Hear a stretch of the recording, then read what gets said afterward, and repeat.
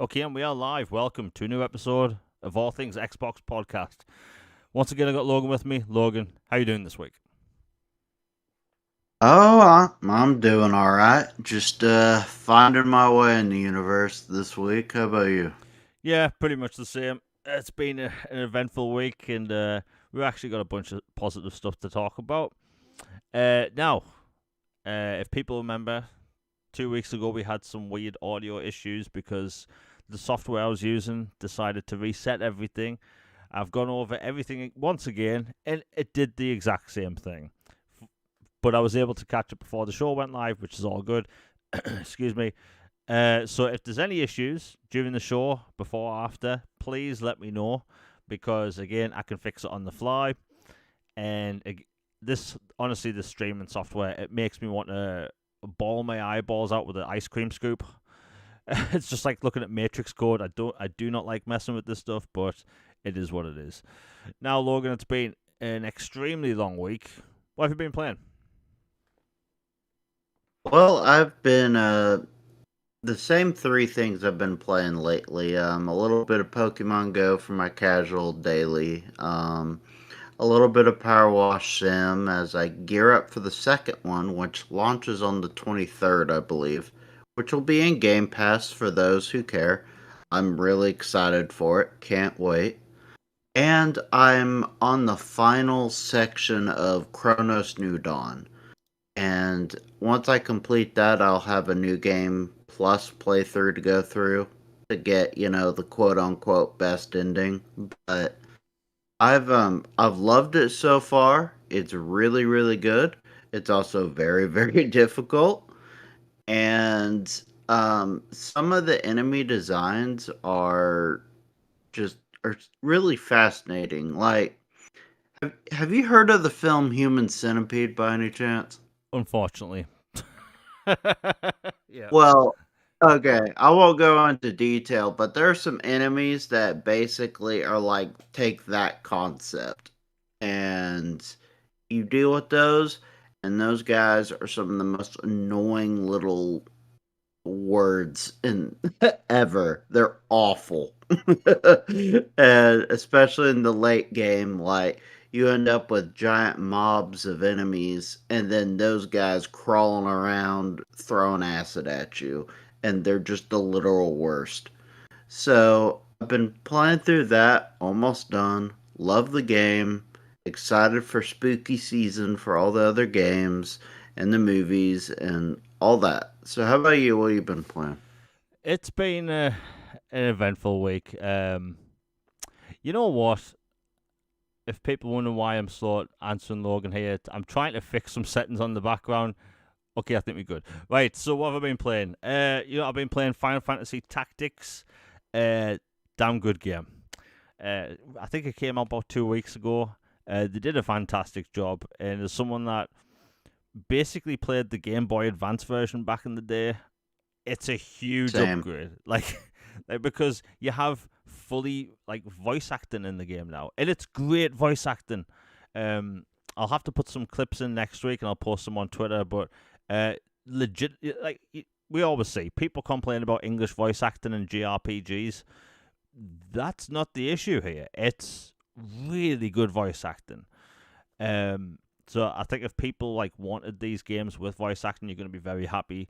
I think it's got you could choose between English and Japanese, but yeah, really fun game. I'm about to finish Final Fantasy 16, so it only took me 4 months. uh, I think I'm at around 120 hours. I'll have to check again, but what a ride it's been. Good grief. Yeah, and I got a review code from Square Enix, and when they gave it to me, I was like, look, I'm not going to be able to finish this in like a week. You know, I've got health problems which are ongoing. I can't play games at extended periods of time. So, like, me getting a review out back in June was impossible, literally impossible. But I'll be talking about that in the future because I've done every side quest in the game. Every side quest, I've done both expansions. I've just got the ending to go.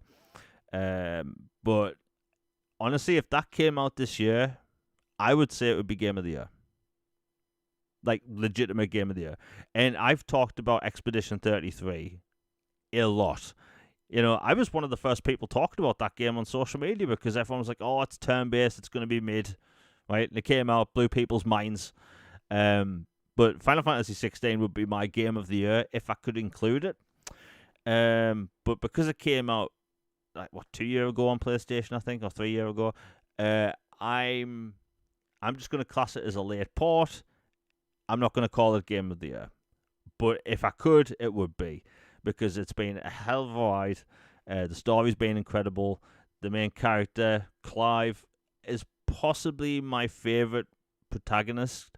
I think Zack Fair from Crisis Core was my favorite beforehand because he's not as whiny as Cloud, definitely not as whiny as Tidus, and Clive, he's not whiny. Isn't whiny at all, and it's very nice and refreshing to have that kind of protagonist in a Final Fantasy game, because especially if you've played Final Fantasy X, that dude whines, and I adore that game. But I've been playing that, yeah, and Logan, you know what I'm talking about. Tidus was not easy to deal with. I just want to play Blitzball. Like, oh my god! And you know what? I talk about how much I love Final Fantasy X all the time. I still don't know how to play Blitzball. I don't either, man, and it's been like 20 years. Like there is someone, I'm not even kidding. There's someone that works at Xbox that loves Final Fantasy X. I won't mention names, but he knew I had problems with Blitzball, and he sent me a tutorial, right? This Xbox employee.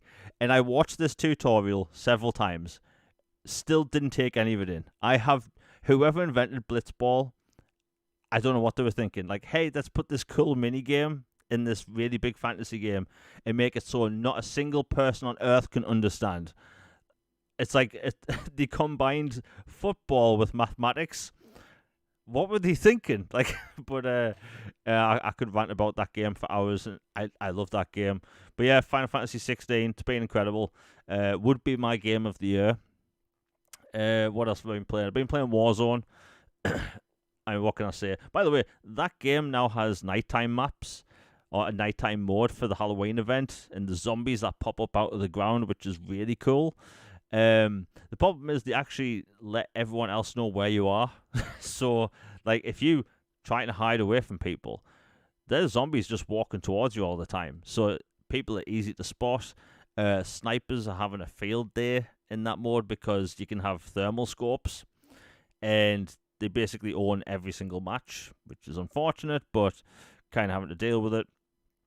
What else? Have you encountered the Predator yet? Right.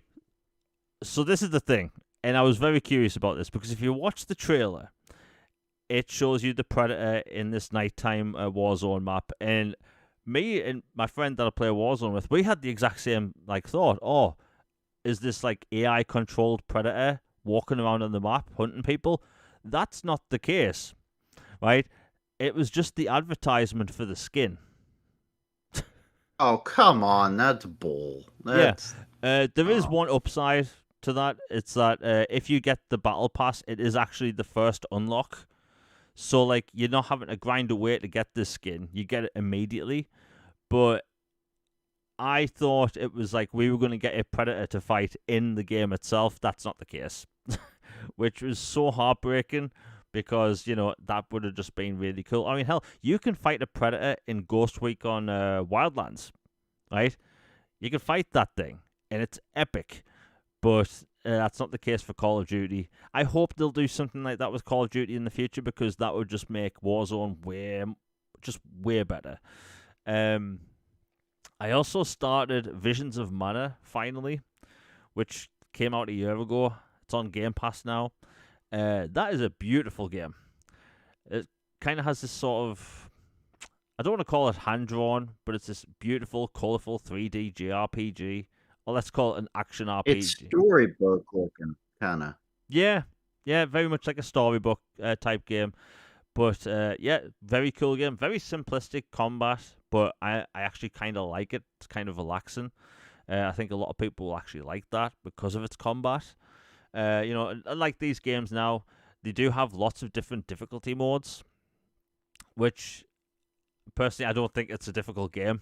But hey, if people want to lower the difficulty, that's cool. And I've been playing some indie games. I've been playing Jump Ship. I get the name mixed up because it's changed names. Jump Space, that's it. And you can play that solo or in co-op. It's going to get updated over time. It's just a fun game. You can play it solo, co-op, and it has extraction-like mechanics, which I really enjoy. Without me pulling my hair out at the end because I'm having to deal with other players ruining the game for me, which I really like. But that's what I've been playing. It's been a busy week. And you know what? We actually have a crap ton of topics today. First off, we'll get into Battlefield, because Battlefield came out, I think, like 4 days ago. I think it was less than a week. And it turns out it's having absolute colossal success, which I absolutely love. Like, it's been no secret of mine that I've kind of stayed away from multiplayer for a while now. And, for a bit of a backstory, I was big into Call of Duty back in the day with Black Ops, Modern Warfare 2. Like, I was on playing Call of Duty every single night. I had a KD ratio of like 2.5 at the time. Insane.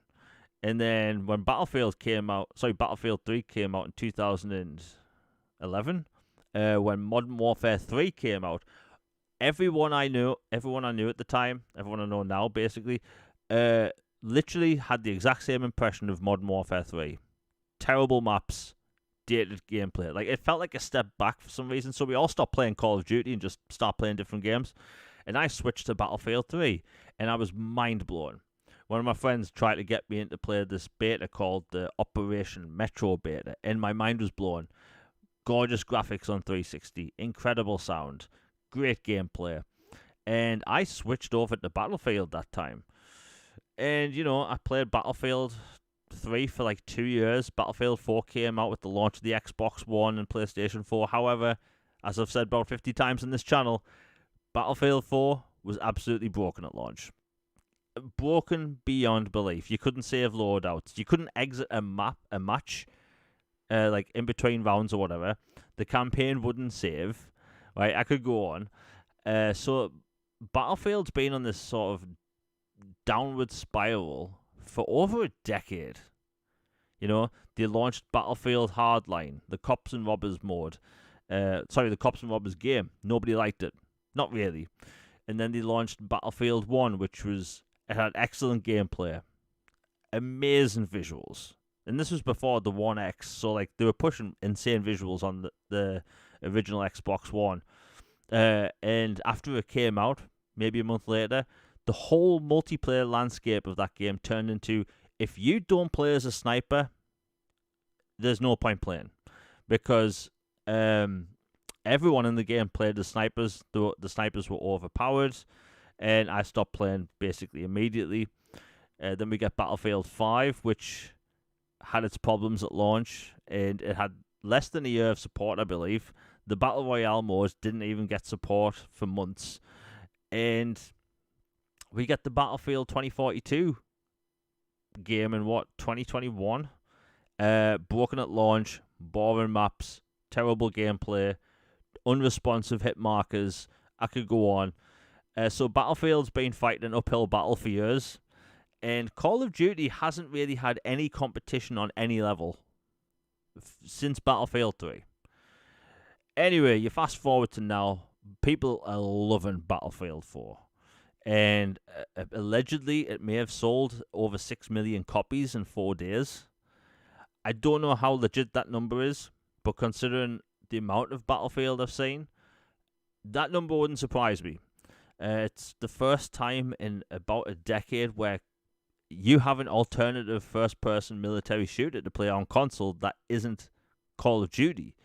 And this isn't me hating on Call of Duty. This has been a big problem about the whole Battlefield versus COD thing. It's that people make it about Battlefield versus COD. We should always want multiple military shooters out so they push each other all the time. And we finally have that, And I love the fact that, like, look, I'm not going to play a Battlefield anytime soon. Because again, I've taken a step back from multiplayer. I don't even really intend on playing Black Ops 7 multiplayer. I'm a campaign guy. Warzone I just play casually.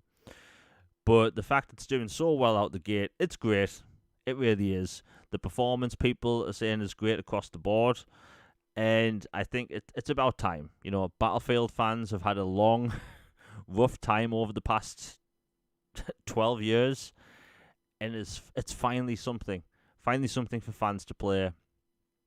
And I could go on. Like, Logan, I know you don't really care about multiplayer, but what's your take on the whole Battlefield situation? Because it looks like EA and, Battlefield actually stand a chance this time.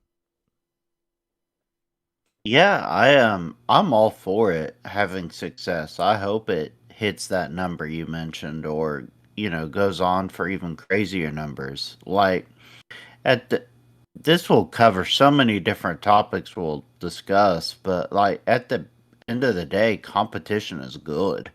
You want competition well, you should want competition if you're a true competitor and you want to be the best because having someone else who's a challenger, a legit challenger, not some scrub, but somebody who's on your level or even better, will push you to get better and get back to the top or stay on top.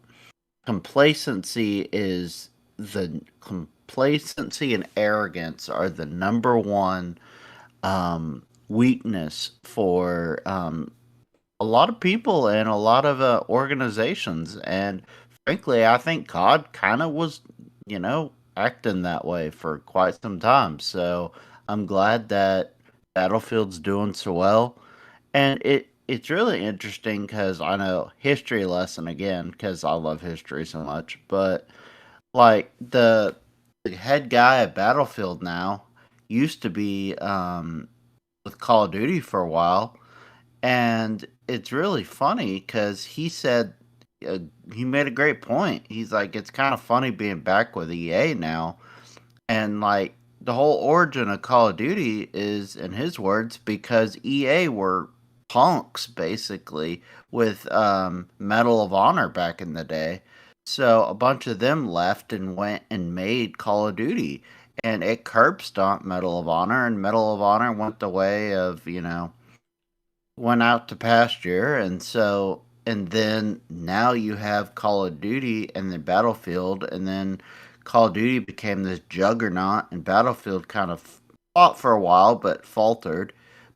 It's reaching a really good peak right now, and Call of Duty's kind of been slagging a little bit, getting a little lazy. So this is great news, and it just more evidence that competition is necessary for innovation and the pursuance of excellence. And if you start acting lazy and arrogant, it will come back and it will bite you almost every time.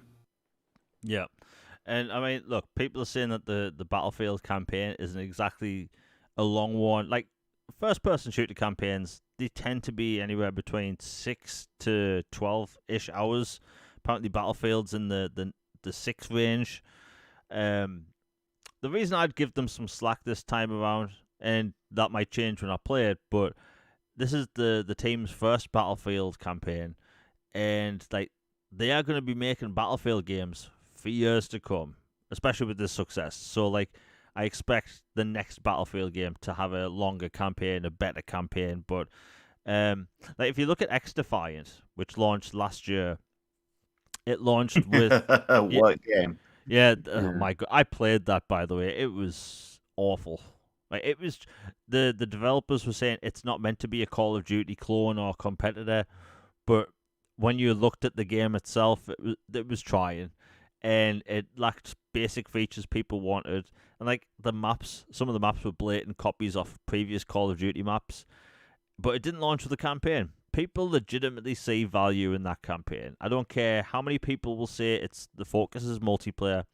The campaign does bring in eyes, does bring in money, and there are nerds like us where the campaign is the main reason to play. I love Captain Price and Bauer and all these guys. Soap, I love the campaign characters of Call of Duty. Yeah, they're good characters, and in the past, Call of Duty's had some excellent campaigns. I talk about Infinite Warfare maybe once a week because that is such a cool The game. Expanse. Yeah, Just rebrand it. Yeah, it's basically the Expanse, but with a Call of Duty skin on it, which is a bloody good thing. Advanced Warfare has some fun in there. World War Two, I think, is a really good campaign. It's kind of got this Michael Bay thing going on in the second half of the game, even though it's World War Two. But it's just a legitimate good game, and to see Battlefield try, because they haven't tried in the past several years, this is a good effort, I must say. And look, I don't have any intention of playing Battlefield for months because, again, multiplayer, it's not my thing anymore. And it's not going to be in Game Pass for, I'm guessing, 6 months. EA games can be all over the place. But we'll see what it's like. It will be interesting to see how they're going to support that game long term, because whereas you're not going to see Nicki Minaj running around in this game, but I can't imagine how many different shades of grey and beige military outfits you can sell people. Because at least with Warzone, you can have a Terminator skin, you can have the Predator, you can have Nicki Minaj, you can have Beavis and Butthead, and where it does sound over the top and it does look over the top, the truth is it brings in money long term, and that's how the games are supported. It's not like 15 years ago where the support was via people buying map packs. Now it's via people buying skins. And by the way, some of the prices of these skins in these games, it's absolutely deplorable, right? It's a sick joke. You can get a skin for the same price as Silk Song or more. Yeah, like I think the when the ballerina came out a couple of months ago, there was a Ana de Armas skin, right, which I was actually tempted to get. However, it was £30. That's more than a Game of the Year candidate. That's insane. Yeah, I mean, for what, £15 more, you can get Expedition 33. That's crazy. But oh my I think the whole. I might make a tweet about this at some point, but I actually think the multiplayer landscape was better off when we just bought maps.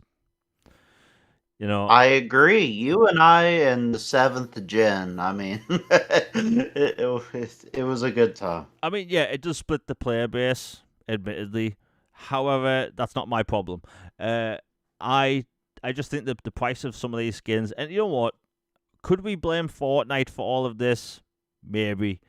But the proof's in the pudding. People buy this stuff. They really buy those skins, which is kind of unfortunate. Anyway, we'll move on. We still have like 16 topics. Now, for people watching live, YouTube's had some issues behind the scenes. I don't know what it was. I've sorted the audio out. If you're enjoying the show, please hit like, share, and subscribe. I hate doing these little ads, but it does help with the algorithm. The likes do help and the sharing does help, because sometimes YouTube doesn't let people know. When people hit the bell for notifications, doesn't always go off, apparently, which is really annoying, especially for someone that's putting out content and live streams. So it's really appreciated if you share it and like and all that stuff, because liking, again, it does help the algorithm. Anyway, let's see what else we've got, because again, we've got like 16 topics. Oh, I can have my my mini rant now. So, a new animated show came to Netflix today, and that's Splinter Cell, right? And yeah, this is this Jamie is salty segment, because look, we haven't had a Splinter Cell game since 2013. We had Splinter Cell Blacklist on the Xbox 360, right?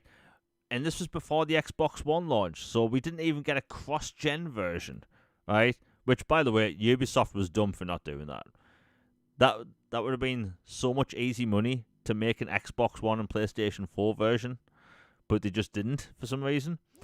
But we haven't had a Splinter Cell game for so long.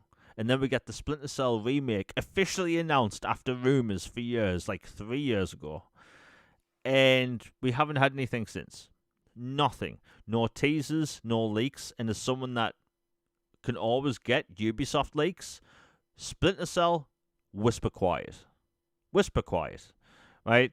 Like, hell, Assassin's Creed leaks every single time with screenshots and gameplay, right? But Splinter Cell, nothing. No news. And you fast forward to about 6 months ago, they announced that they've made a partnership with Netflix to do an animated show. And we get a trailer for it, and I'm not going to lie, it looks pretty good. My blood is boiling. And it just came out today, right? And I know I'm gonna cave, and I'm gonna watch it, and I'm gonna be part of the problem because I'm an idiot. But I'm sick and tired. Like, you look at all the replies on social media, and it's just people asking where the game is. like 12 years, man. 12 long years since Splinter Cell. It's actually over 12 years now. And who knows when the remake's going to happen. But the reason I'm so salty and so annoyed by this is because I'm sure people listening right now has played this. The first Splinter Cell game, when it launched on Xbox back in, my God, was it 2002? It was something like that. It was like 02 to 04, somewhere in there. Yeah. But if you've played it, you know that it's not a big game. Like, it's not a massive open world game. The levels aren't really that big. So I keep wondering, what's taking them so long? Right? If you're remaking this small game that is only about 12 hours long with linear levels, why is it taking you 5 years? Where's the game at? Now, if the game ends up looking like, Hellblade visually, I'd be like, okay, I get it. I understand. This is what they're doing. But let's be honest, we know that's not going to happen, right? If it looks as good as Assassin's Creed Valhalla or Shadows, I'd be like, okay, nice. Can't wait. But there's something fishy, and I can't put my finger on it because it's been years. And as someone that's been able to find out basically anything about Assassin's Creed, Assassin's Creed in the past, there's something, they keeping Splinter Cell really quiet, and I don't know how, because all of their games leak.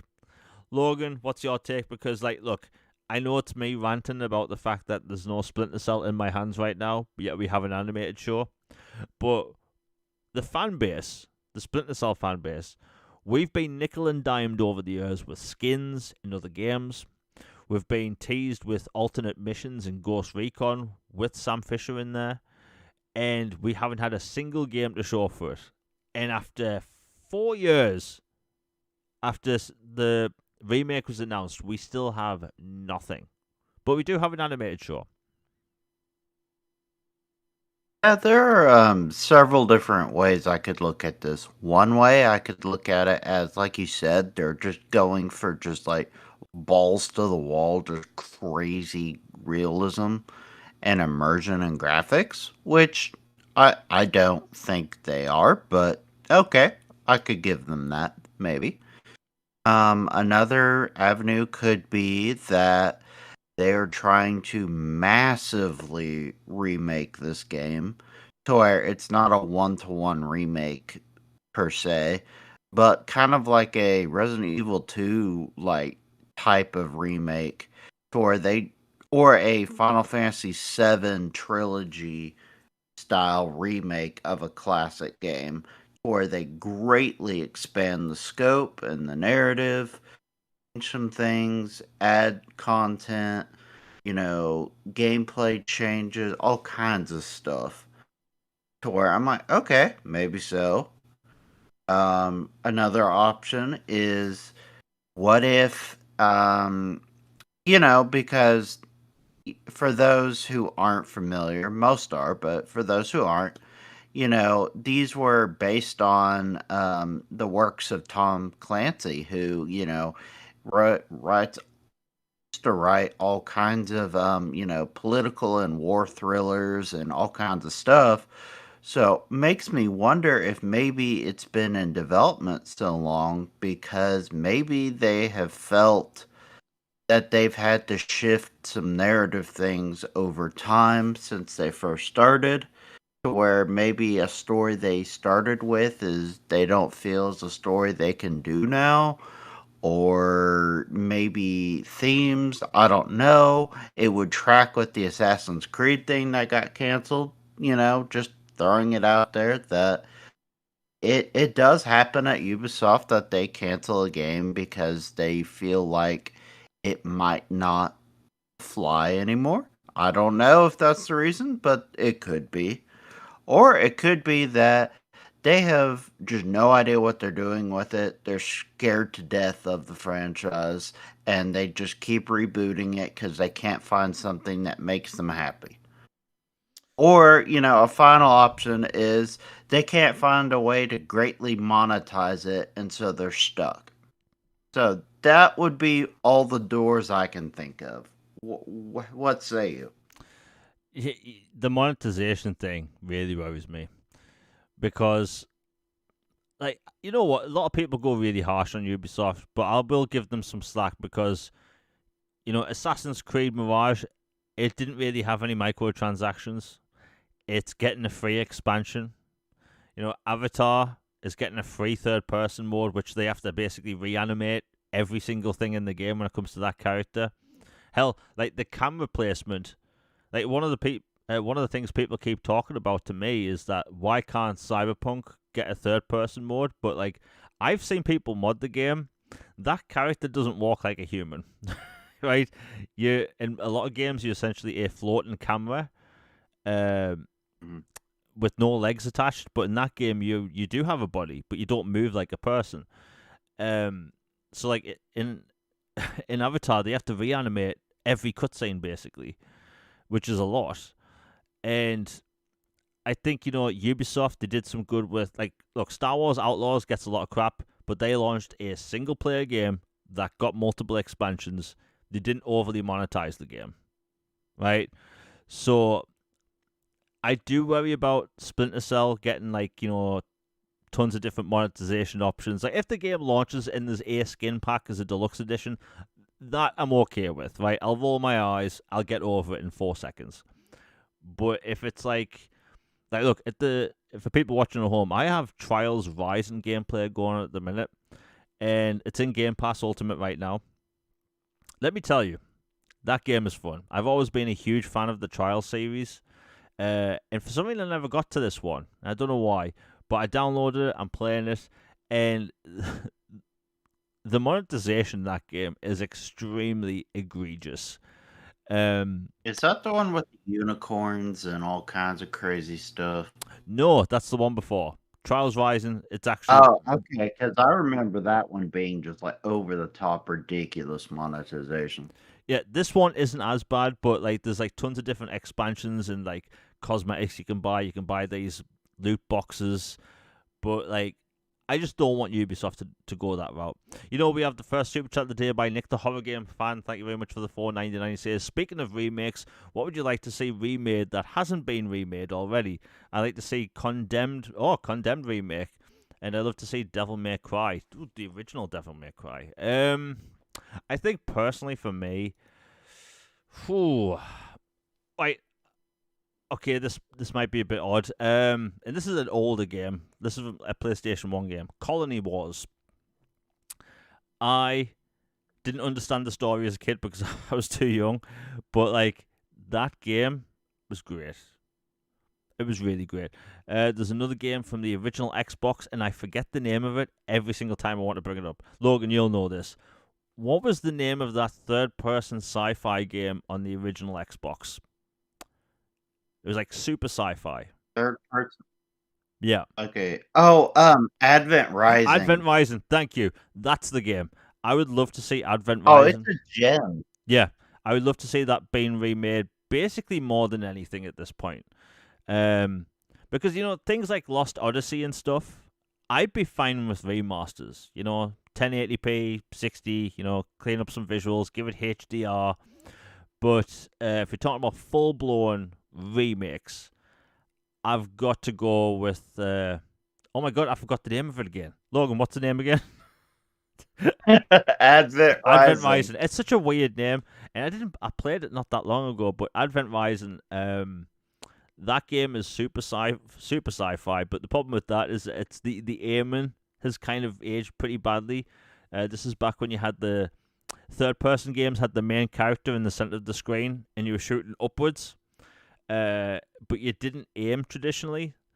It was a weird aiming system, but I think the story they were going for in that game was way ahead of its time. The universe they had, and I'll actually go with Brute Force as well. So many different older games like that I would love to see being remade. And you know what? I'll throw that last one in there, and this is one I've talked about a lot: Dino Crisis. Or 100%. my God, how the hell has Capcom not remade Dino Crisis? How? Like, they've perfected Resident Evil. All you have to do is take that engine, get your developers, which clearly know how to use that engine for horror games. You make a Resident Evil game, but slap dinosaurs in it. That's literally all that was, right?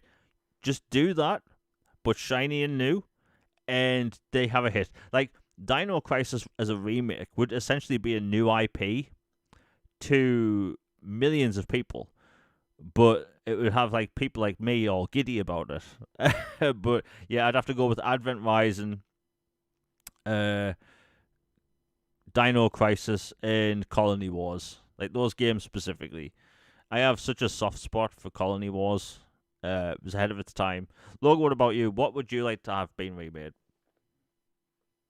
Oh man, there are so many awesome games, growing up that I'd love to see come back. I could have a whole episode of a show on them because I love them so much. But some that particularly come to mind is, I mean, obviously Knights of the Old Republic 1 and 2, like two of the best games ever made. I think two of the best Star Wars stories, period. Old EU, just incredible. And like I know there's technically that one that it's like Schrodinger's remake. It is alive, but it isn't alive at the same time. But I just like an actual honest to goodness remake of both of those, like and like make them a one game or a pack or something would be incredible. Just iconic stories, characters, worlds, all that. And I think modernize the combat because I don't think the D&D dice roll thing as accessible today as it was in 03, 04. Yeah. I know Baldur's Gate is an exception, but I just maybe they could still get away with it, but to me I think you would change it because it feels limiting, especially after you've played Jedi Fallen Order and Survivor and Force Unleashed and all the Star Wars games that have come later, to go back to, okay, my character's going to dance around, head fake, oh, I miss, or oh, I throw a lightsaber and it comes back, or, twirl or something like that. I love the games, but the combat is definitely dated, so it could absolutely use remakes. Same with Jade Empire, iconic BioWare of old, back when BioWare meant BioWare. And let's see, Star Fox 64. I have such a soft spot for that game. I used to play that all the time growing up at a friend's house. That one, and basically any and all like obscure horror games, sci-fi games, like hidden cult classics. Like I love all that stuff. So basically, just give Night Dive a blank check and just let them cook on whatever. I think in an ideal world, you'd have Knights of the Old Republic with Jedi Survivor gameplay. Yep, that's exactly what I want. Right Like, there. I think in an ideal world, that would be the best thing, basically, since sliced bread. Um, I think Oh, 100%. I think two more for me before we move on to the next topic. I'd have to go with Star Wars: Shadows of the Empire because Oh, that one needs it so bad. yeah, if we don't see Night Dive do some remaster with that, which I'd be shocked if we don't get that. The Saboteur from 360. I'm kind of against a lot of 360 era games getting a remake. However, I think that game would have a. I think that game would be huge now because you had Assassin's Creed gameplay in a GTA style open world, and no one bought it. No one bought it, and it's an amazing game. There's an amazing game. There's nothing like it. The way the city turns like all bright and colorful when you liberate certain areas, like that was a very Ubisofty type thing. What they were going for, but they nailed it. They really did. So many different games you can remake, just if they're done right, and hopefully every remake we want to have done, if that makes sense, actually happens. Because my God, I think we're probably going to see less original IP over the next few years, considering how much games cost to make, and these studios are risk averse. But like some of these remakes would be like Devil May Cry, as Nick said. Like Devil May Cry, the first one is a remake. I think that would print money now, right? You have that RE engine, which already looks fantastic for Devil May Cry. Like if you could do that for the first game, that thing would print money. I think Capcom, a lot of their games could do with like all the games could do with remakes. But yeah. Anyway, let's see what we've got Oh, next. Lost Planet would be another classic Yeah, Capcom that could do it. Like, yeah, yeah. I think you're right. Lost Planet was such an early seventh gen game that I think that would work as a remake because that game was really cool but really difficult. ambitious. Yeah, it was ambitious. I didn't like the fact that you needed to collect those like heat globules every five Oh my seconds. god. Yes. But like when they removed that mechanic in the third game, I was like, "This is amazing." um, Kind of weird that third game how you all of a sudden a space trucker in a mech, which I kind of really liked. But yeah, you It know, was like Timu Dead Space yeah, almost. yeah. But I like it for that though. I think that it kind of works really Yeah. well as Timu Dead Space because you play it and you exit your mech. It basically turns into Dead Space, but the enemy AI is just terrible. But yeah, it just works. Uh, you know what? We'll talk about Assassin's Creed quickly because this is coming around the corner. We've talked about it in the past, but I think some people might not be aware of it. So Assassin's Creed 4 is getting a remake. Uh, on the topic of remakes, and it's apparently going to come out by March. So, if anything, it's going to be announced at the Game Awards. Ubisoft hasn't had a single showcase this year, and some people don't really get excited over remakes. However, for people that have never played Assassin's Creed 4, my God, let me tell you, Assassin's Creed 4 is, in my opinion, one of the best Assassin's Creed games. It's the best pirate game. Genuinely mean that. And it's just super fun. Like, hell, that game is so good, it essentially made Skull and Bones this 8-year-old game. Oh, no, I think that was in development for like 10 years. Um, and, that game is what it is. But Assassin's Creed 4 is like amazing. Genuinely amazing. Fun gameplay, but if it's going to have all this up. So the rumors are it's going to have updated gameplay features such as combat, the ability to crouch. I'm like one of the 5 people going nuts over that. It's also going to have like more to do in these city hubs. There wasn't really anything to do in the cities in the original, but like if you're an Assassin's Creed fan, the next couple of months are going to be interesting. I have heard this rumor, by the way, and I hope it's true. That Logan, have you ever seen footage for a Chinese Assassin's Creed game that's meant to be mobile only? The only Chinese one I'm familiar with was like they did like 3 random like Tales or something Yeah, kind of games where they had like They had a China one, a Russia one, and somewhere else. That's the only one I'm familiar with. So for years now, Ubisoft's been developing a massive open world Assassin's Creed game, an RPG, but it's set in China.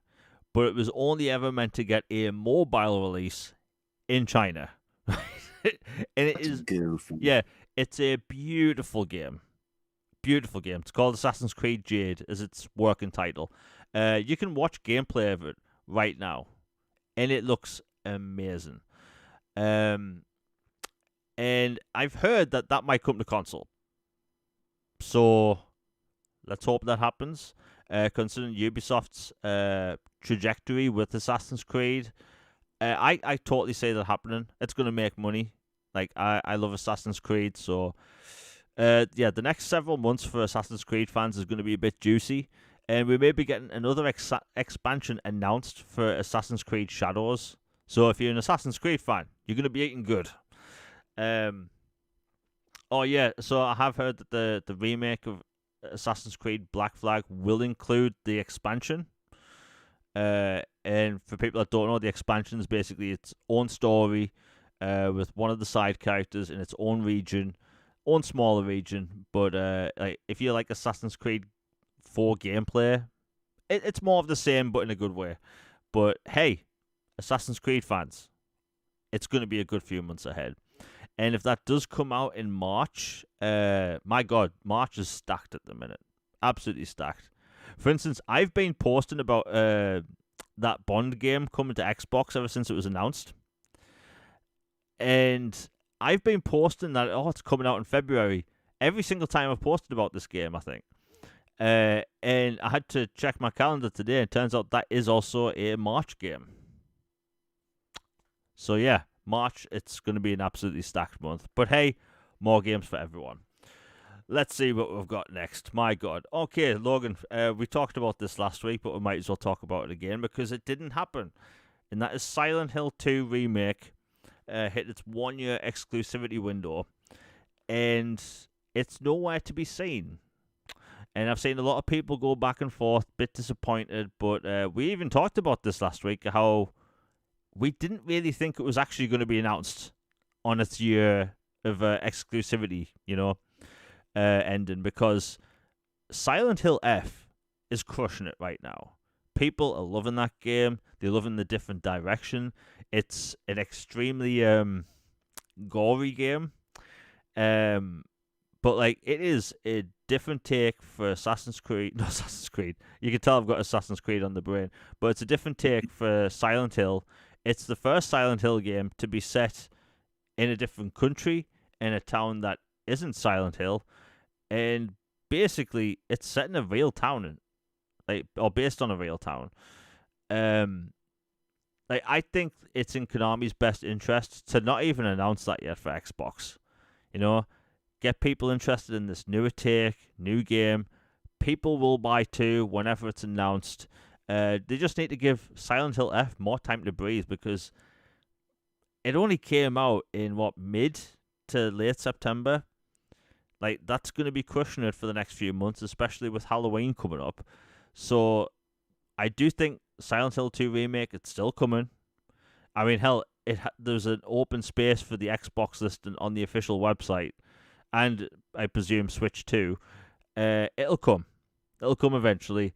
If anything, I think that might come out in January or February. I don't think they're going to wait an extra year for it. I think they just want to get the initial sales run of Silent Hill F out the gate, because, again, it's selling well.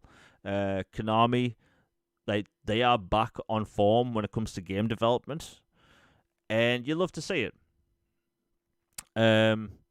Silent Hill has garbage combat. I mean, we'll see what happens. I kind of like the look of the melee-centric combat, but then again, you are meant to be playing as a teenager who I assume doesn't have combat experience with swords or knives. I mean, she's crushing those fools with that pipe. Yeah, I mean, I think that's one of the reasons why Indiana Jones actually works, because Indiana Jones isn't this guy with tons of military training. He uses a pistol most of the time, and when you fire a weapon in that game, it's kind of off.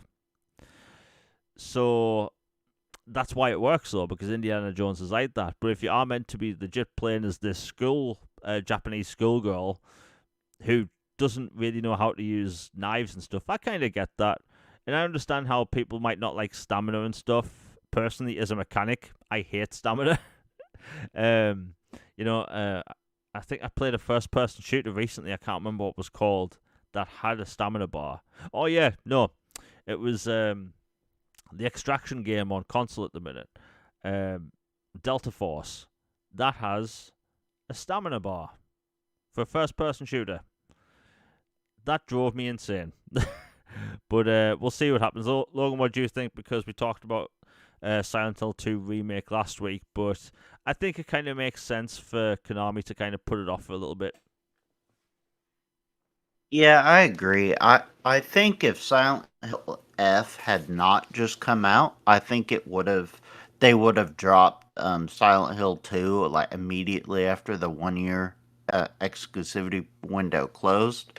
But since F is out there and it's doing so well, you don't want to risk cannibalizing sales of that with, it's like two Silent Hills going at it. It's like, yeah, you're just hurting one of your games. Let this one get all the shine it's gonna get, and then release the other one like either late December or January, mid February, and just I'm positive. Well, not positive, I guess, because I haven't seen documentation or anything. But I'd say I'm fairly confident Silent Hill 2 will be coming soon, and I'm looking forward to it, and I'm looking forward to playing F, and yeah, just love that horror is having a renaissance, and it makes me even more mad that EA is the way they are about a certain franchise or two.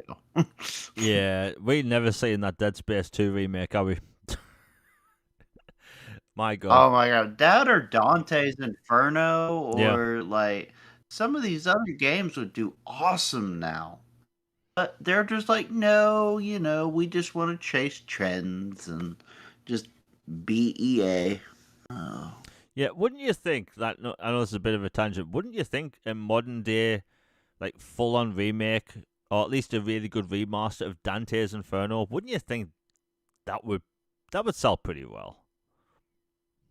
Oh, 100%. Like that narrative, that gameplay, everything was like awesome. It was, for those who have not played that game or were not alive at that point, it was basically a God of War trilogy style combat or Darksiders type combat and gameplay, and they took the classic literary work Dante's Inferno, and they adapted it, with creative license, and they made it into this really sprawling crazy game where you have the nine circles of hell you're descending, and you've got limbo, lust, greed, sloth, all of them.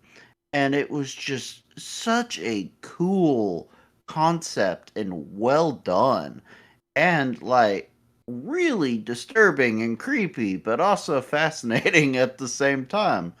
And like it ended where he was clearly meant to go on to the next phase of the story, but of course we never got the story follow up for a game. It just, that one to me, even more than maybe Dead Space, Yeah. because it's not purely a horror game, I think would make sense to bring back as a trial run to see what happens, because I just think there's a market for it. I really do. Yeah, I hope. I look. The reason we got Mirror's Edge back in the day and Mirror's Edge Catalyst eventually, it's because EA makes so much money off FIFA. I'm not calling it EA Sports FC 25, but they make so much money from FIFA that they could just make those games, and I hope we see more like that in the future. Although considering who owns them now, we'll see. Not looking good, my friend. Yeah, it's not looking good. And like I'll mention Dead Space again. Dead Space 1 remake, it sold well. Like it sold really well. But the problem you have with these companies now, it's that well isn't enough sometimes. Like they probably wanted Dead Space to sell like 10 million copies just to justify continuing the series. And that's heartbreaking because Dead Space 2 is one of my favorite games of all time. And Oh, it's brilliant. yeah, it's That brilliant. nursery still haunts me, man. And I hope one day we'll get a sequel, but I mean, look, EA, they get a lot of crap, but they have amazing IP. They just need to do more with it. Anyway, we'll move on. You know what? I just saw that apparently Silent Hill F has weapon degradation. Oof. Silent Hill It's F. a bummer. Yeah. Do you know what? F in the chat. Yeah. That's awful. Do you know, bit of another tangent. I think weapon degradation is the worst game mechanic of all time. Hate it. Hate it so much. Hate it. And like Fallout 3 had it, but with that game, all you had to do was pick up two weapons that were the same and combine them. So it wasn't really a problem. Like I always used the hunting rifle in that game, but there was hunting rifles. Yes. Yeah, there was hunting rifles all over the game. So you just pick them up, combine them, boom, you're fine. Weapon degradation is the worst mechanic ever. I can't stand that mechanic. Like I love Dark Souls 1, but that drove me nuts. Elden Ring doesn't have that mechanic. And I've talked about this before. I 100% believe that if Elden Ring had weapon degradation, it wouldn't have sold half as many as it did. Because most people do not like that mechanic. It's terrible. I don't think outside of Fallout 3 it's ever been implemented in a way where I'm like, okay, that's okay. It's not bad. But I think as a gameplay mechanic, it's awful. It's up there with... degradation and encumbrance are my least favorite, by far. Yeah, encumbrance and timed missions. Right? Don't get me started on timed missions. If I see a timer on a mission, I have a little teeny tiny panic attack. Even though I could probably get the mission done in that time, I don't like being told how much time I have to do it. It stresses me out. You don't like to have 5 minutes to escape before boom? Yeah, can't stand that. But yeah, weapon degradation, it's it's not my thing. By the way, if anyone ever played Far Cry 2, that game. Oh, that and malaria. Yeah. Remember malaria? Yeah. Oh. You'd get malaria randomly in Far Cry 2, and not only would your weapons stop working over time, they would jam. You would get like dirt in your weapons, so you couldn't reload them properly. And it was like they had this beautiful open world that was filled with frustrating game mechanics. And I think that also had a stamina bar as well, if I remember correctly. But, yeah, weapon degradation, I don't know why anyone thought that was a good idea. But, hey, thankfully, we see that way less now, other than Silent Hill F. And you know what? When I do get to Silent Hill F, you know what? I might just play it on easy. Screw it. I just don't care anymore because I don't need that pain in my life. Anyway, let's move on. You know what? We'll talk about this because it's actually really good news. So, Final Fantasy VII Remake finally comes to Xbox in January 2026 after a very long wait. But bloody can't wait for it. Well, anyway, the creative director of Final Fantasy VII Remake and the trilogy was talking recently about the upcoming games. So, they have Dragon Quest 12, Kingdom Hearts 4, and Final Fantasy VII Remake Part 3. And it kind of sounds like the Remake Part 3 isn't going to be that far away.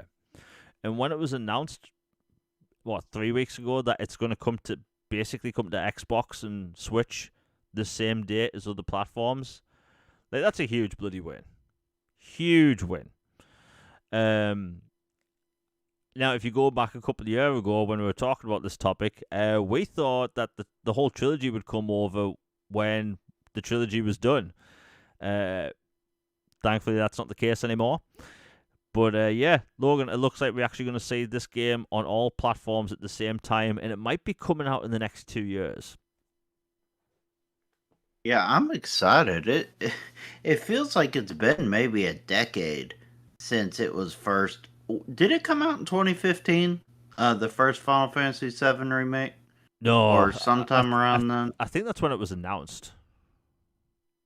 Okay, I was about to say because it feels like it's been that long. It's been such a long time coming for Xbox, and I'm glad we're gonna get it and get part three day one with Switch as well. And I'm glad Square has, it took them a while and it was a long and winding road, but they have finally gotten here to common sense and good, and they're in good graces with Xbox.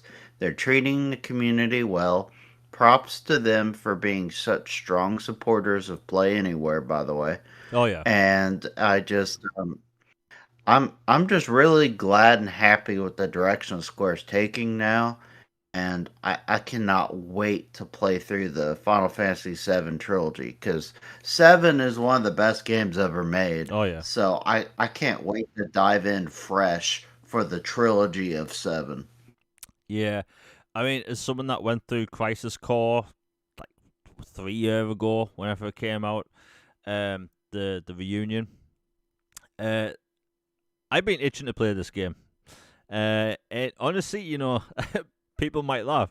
That's actually probably my most anticipated game right now. It's a port. Hey, it's up there for me. And I would say Exodus as well, but I don't even know what's going on with that game or when it's coming out. But yeah, it looks great. Like I've seen the Xbox version up and running. It looks fantastic. Uh, like like you said, Square Enix's support, it's kind of done a 180 over the past several months, right? They're bringing over all these new games. They shadow dropped a game on Xbox like 3 weeks ago, Romance and Saga 2 remake, right? Completely shadow dropped, and that's kind of weird, because like they've gone from putting nothing on Xbox for a while to basically everything. There's some older games I know people would like to come over, like the Star Ocean games, more Star Ocean games. I think there's a 2.5D one. Parasite Eve. Yeah, Parasite Eve, that type of thing. Didn't it leak not that long ago that Parasite Eve is coming back? Not that I'm aware of, but there is somebody who basically said, "Fine, I'll do it myself," and it was at an indie horror showcase, and it's basically like Parasite Eve at home. It looks and plays and runs so much like Parasite Eve, but it's called something else and made by somebody else. But you know what? If that's the closest thing we can get to Parasite Eve, I will take it. Yeah, I see Live Alive as well. They should bring everything over. But it's just good to see, you know. And who knows when this whole trilogy is done, we might stop having Cloud and Tifa thumbnails as podcast thumbnails. But that's going to be a long time away. But hey, like we could potentially see Part 3 release in 2027. Like it looks like the turnaround for Part 3 is actually going to be really quick. But yeah, and by the way, I do think Rebirth will be on Xbox next September. I think they're going to have like a decent wide berth, pun intended, between 7 launching on Xbox in January. But hey, next year is going to be packed for them. Lots of ports, lots of new games, and we still need to know about Kingdom Hearts. Kingdom Hearts 4 was officially revealed with a snippet of gameplay, I think 2 years ago, and it looks really good.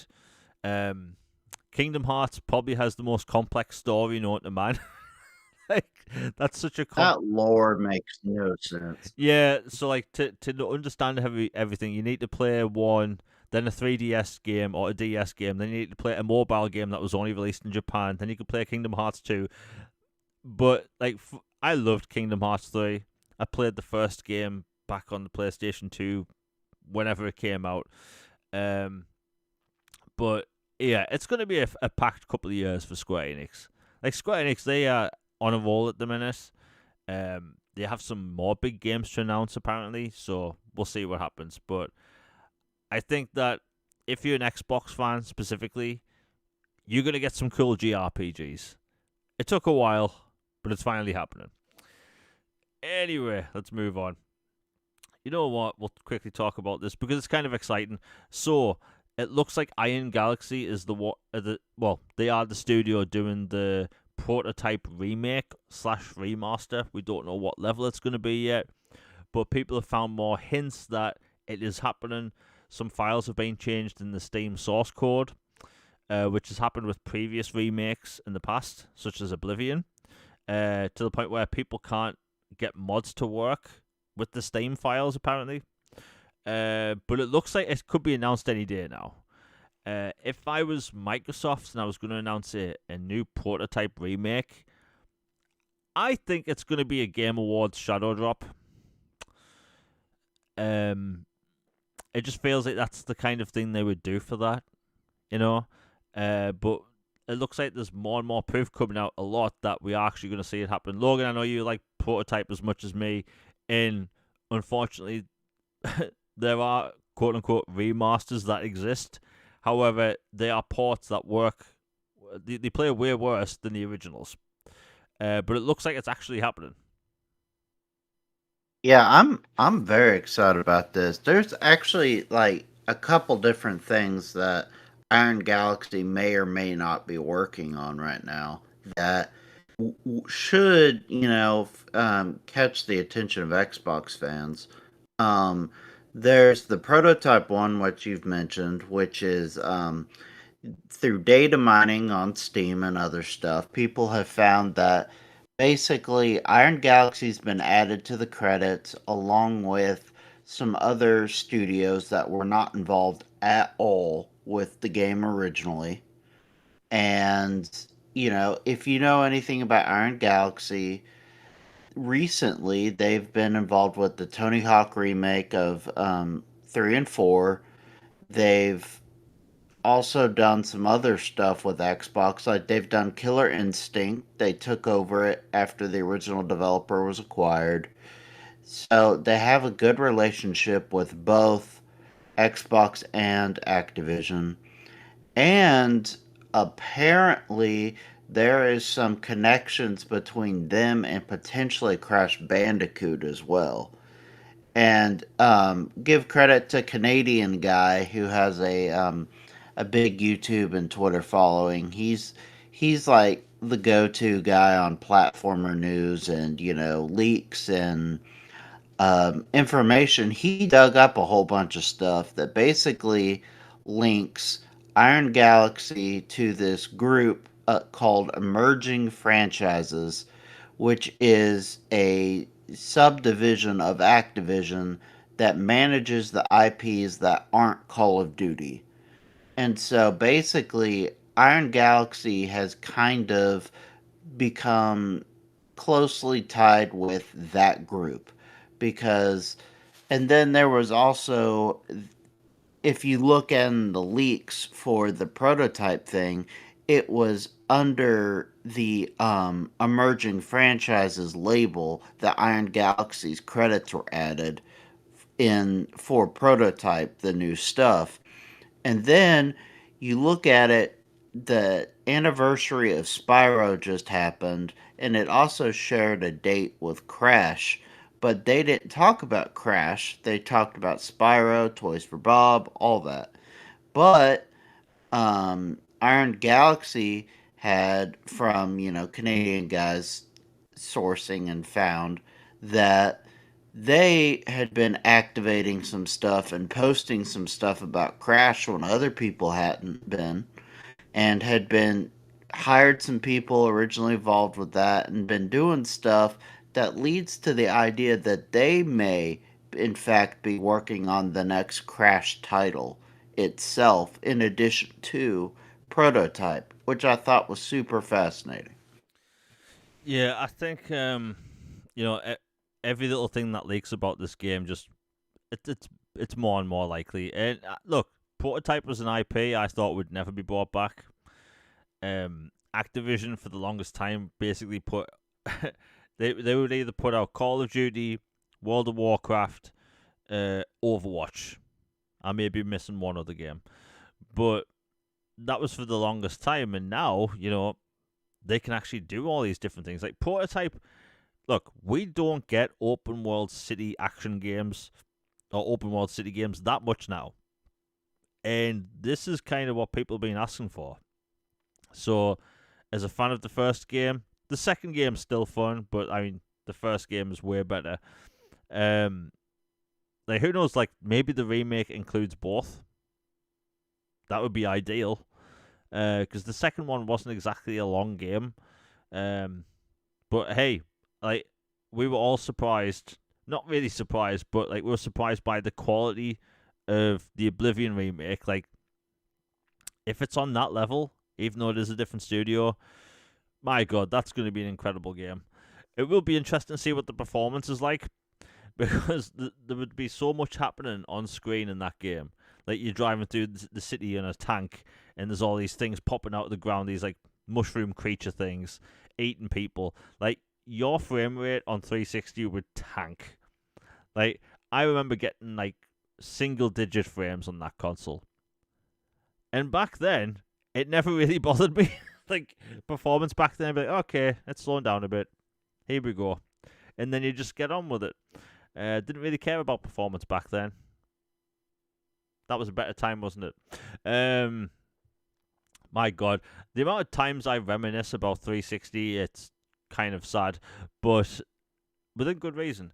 But yeah, prototype. I do think it'll be announced at the Game Awards though as a shadow drop. Like Logan, do you think the shadow drop thing that I think will actually happen? I don't know if it'll happen, but it seems like a good guess, and it would be a good strategy to me. I mean, I wouldn't shock me if it was a shadow drop at Game Awards, or if they included it as a one more thing at one of their January directs. Yeah.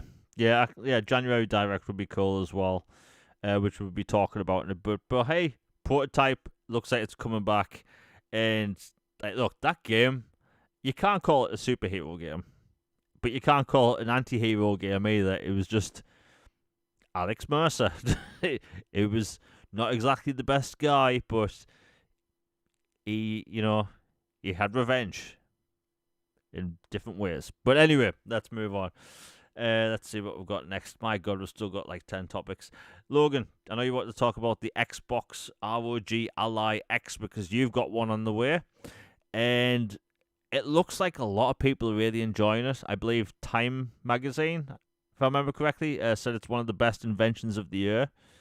So people seem to really like this thing.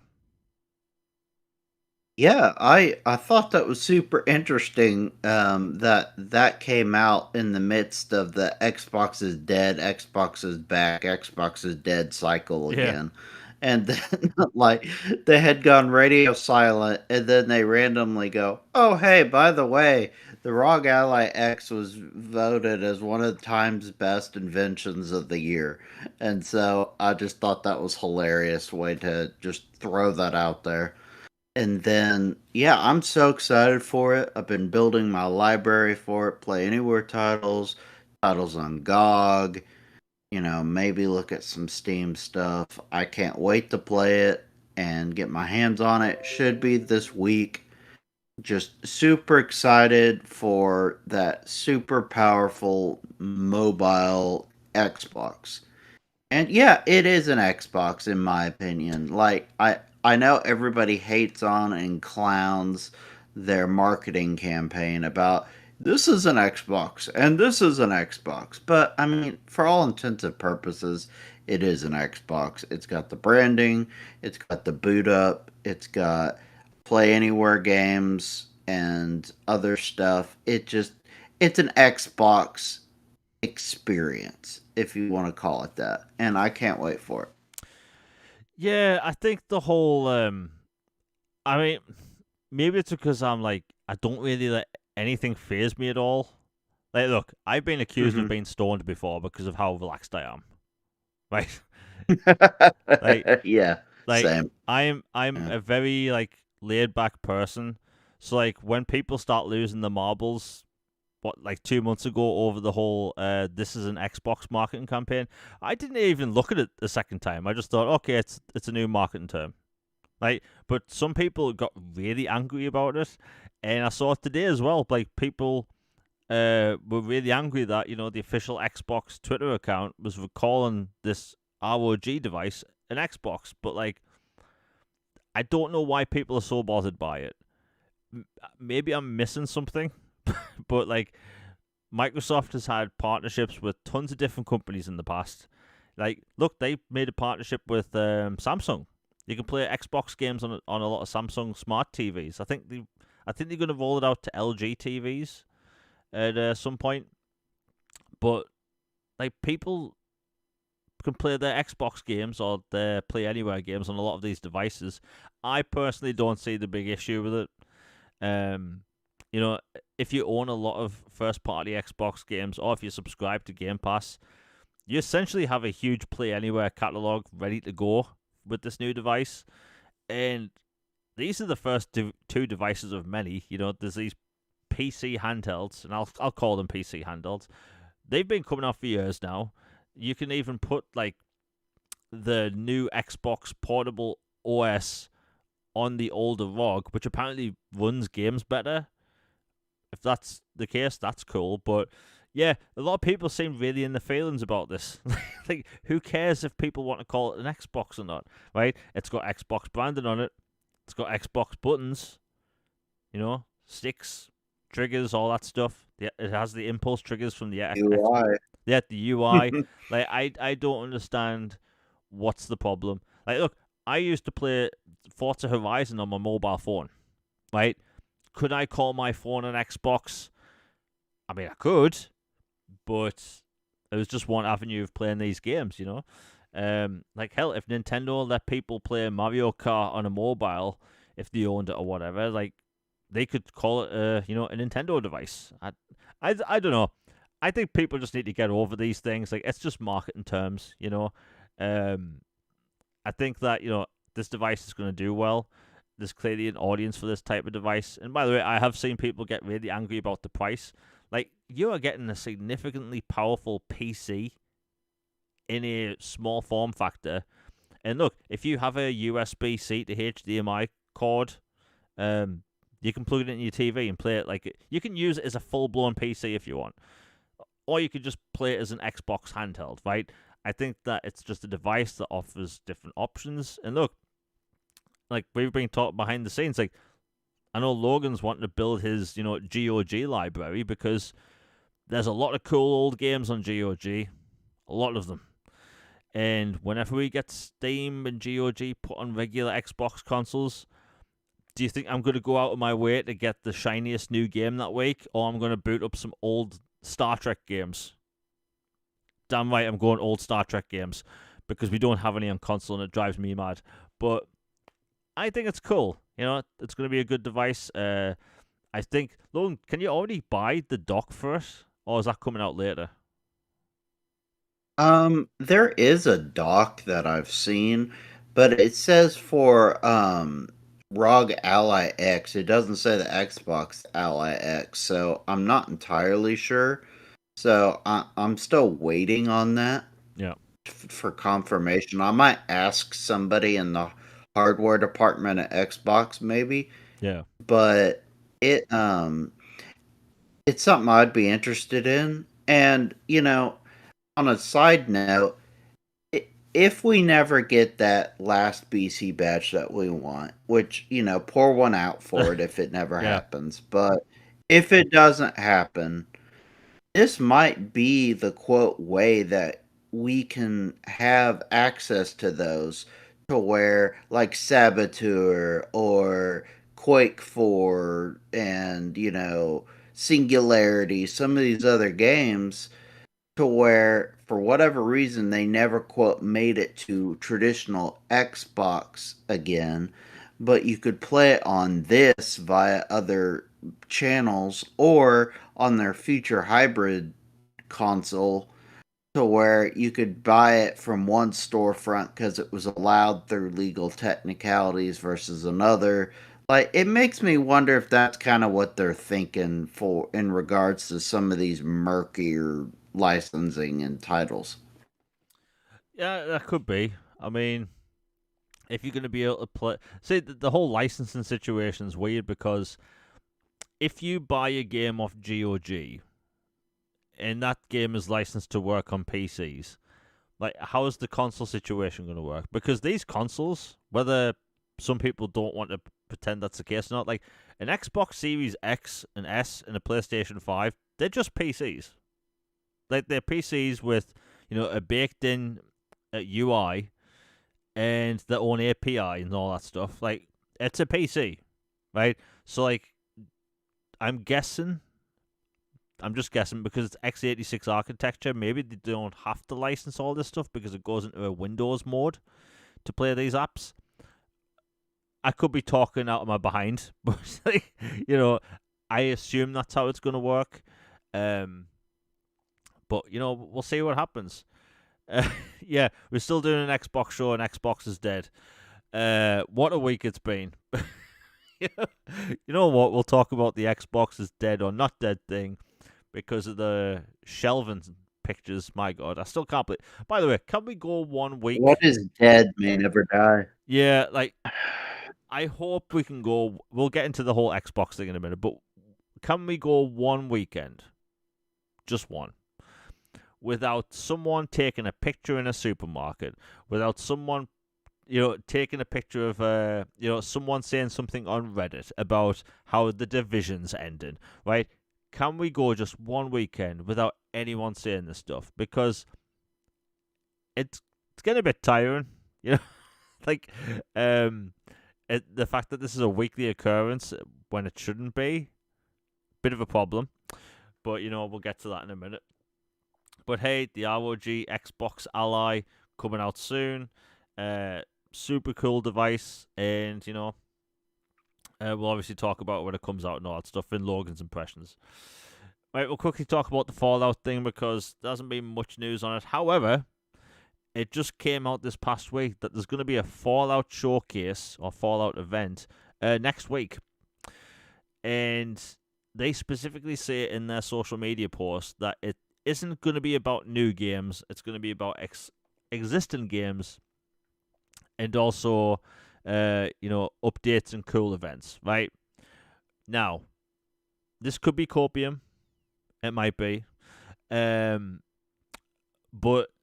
I've said that they could maybe announce the Fallout 3 remake there. And the reason I say that is because Fallout 3 is technically a game that already exists. Right? Mm-hmm. It could be a loophole. Yeah, it could be a little loophole. You know what these companies are like? Hell, you have Phil Spencer, which will basically have a console on a shelf of an unannounced console. Like, who else does that? So I'm guessing maybe they might be playing a bit loose with words, because Fallout 3 exists, and look, it was on the leaked list that came out 3 years ago with the FTC stuff. Everything on that leak has basically happened or is en route to happening. Fallout 3, in my opinion, and I am biased, Fallout 3 is one of the best games of all time. I think that game is stupidly good. Ridiculously good. Mothership Zeta alone has to be one of my favorite expansions. That's such a crazy expansion. Oh, the cowboy and all the other guys. Yeah, that was so good. Yeah, like the expansions in that game, The Pit, Brotherhood of Steel, or Broken Steel, I can't remember what it was called, but it's been so long. But like, so many different expansions in that game alone. And with the Oblivion remake, remaster, whatever people want to call it, like, that came with both expansions. To this day, I still haven't played Oblivion's expansions, by the way.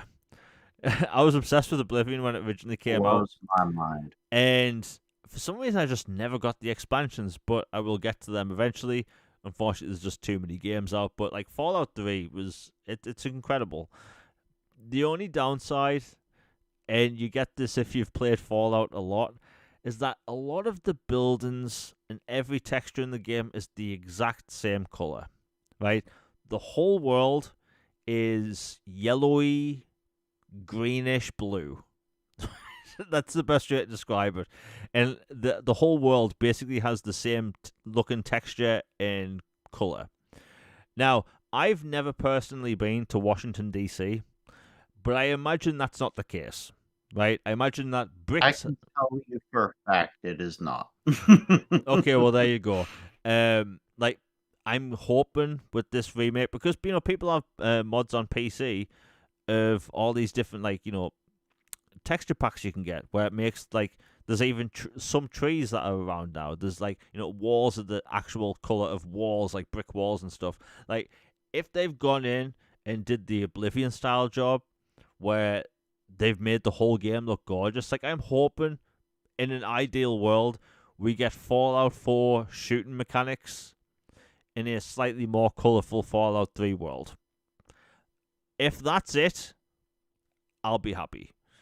But I think if you're Microsoft, and considering what happened with Fallout and the TV show, the Amazon show of season 1, you really gonna have to release that around the same time as the show. Because when you get Fallout 4 at number 1 worldwide, a 9-year-old game at that point, they knew basically then they need to make something happen with Fallout. They knew immediately. So if you're going to time your remake or remaster with this show, maybe they do announce it in advance. Maybe it isn't a shadow drop. So they could potentially announce it at this show and have it come out in December. Because, look, the TV show, it's obviously going to do well. Apparently it's not going to be airing all at once this time around, which I'm okay with. I kind of don't binge TV shows anymore. By the way, Logan, what do you think about that? The whole weekly format thing. On one hand, I get the idea that it's the something the water cooler talk, or locker room, or like, oh hey, did you see what happened? Yeah, I'm waiting to see. Can't wait, for next week. I wonder if they're gonna do this or that. Like, I get it from that standpoint, but personally, I am like a diehard binger. It's like, give me the whole thing. Like, I want to watch all of it, or at least solid chunks of it. Like, at least give me a pack. Like, give me like 4 episodes and then maybe a break and then some more or something, or the whole thing. Because I hate the idea of mandatory. Here's an episode, and then we're gonna blue ball you about some story thing just cause for a while, and then bring it back. Like, no, don't do me that way. Just let me watch the story. Yeah. I think the main reason it doesn't bother me anymore is because we used to have like 1 year in between TV shows coming out, like seasons, and now it's like multiple years. So like having that experience. Oh yeah, that's such a joke. Yeah. We could do a whole nother show on that at some point, like how multiple years in between TV shows I cannot stand. Right?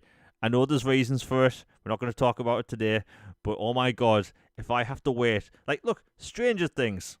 Yeah, bit of a tangent. Stranger Things season 5 launches this year, or releases this year, right? It's been 3 years since season 4. 3. Now, if each episode is 4 hours long and has like Avatar level CGI, okay, I'll let it slide. But my god, like they can pump out a series of Grey's Anatomy every year, but we can't get Stranger Things with 2-year gaps. Come on. I could literally rant about Hollywood for hours, but I won't. But yeah, I remember we used to get like 30 episodes, and yeah. then now we're lucky if we get 10.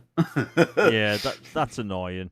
But at least the quality of TV shows have gone up. So like, Would you rather have 22 Sure. episodes of like The Flash season 7 where a lot of it can be really bad, or would you rather have 10 episodes of really good, main character arc stuff? Yeah, I hear you. But I mean, hey, like Star Trek, another tangent. Deep Space Nine, best example, because that has the most consistency of good TV shows when it comes to Star Trek. Right? We used to get 24 episodes a season. Most of those seasons were good. Now, it's not the same case. But yeah, Fallout 3 remastered. I 100% think it will be announced this year, and my God, I'm gonna lose so much of my life to that game. It's actually sad. But yeah, that's Fallout. Next up, let's see what we've got. My God, sometimes Did you actually ever finish Fallout 4? You know what? No. The thing is, right, I absolutely love Fallout, right? And the reason I didn't finish 4 is because, for people that don't know, Fallout 4 gets announced in 2015. Let's go with 2015. And I lose my marbles. I get the collector's edition. And I start playing Fallout 4. And within maybe an hour of playing, I got to a crafting table. And I hate crafting mechanics. Hate with a vengeance. So this game I'd been looking forward to for 6 months or whatever, that I had the collector's edition of, I stopped playing it. I uninstalled it because of the crafting mechanic.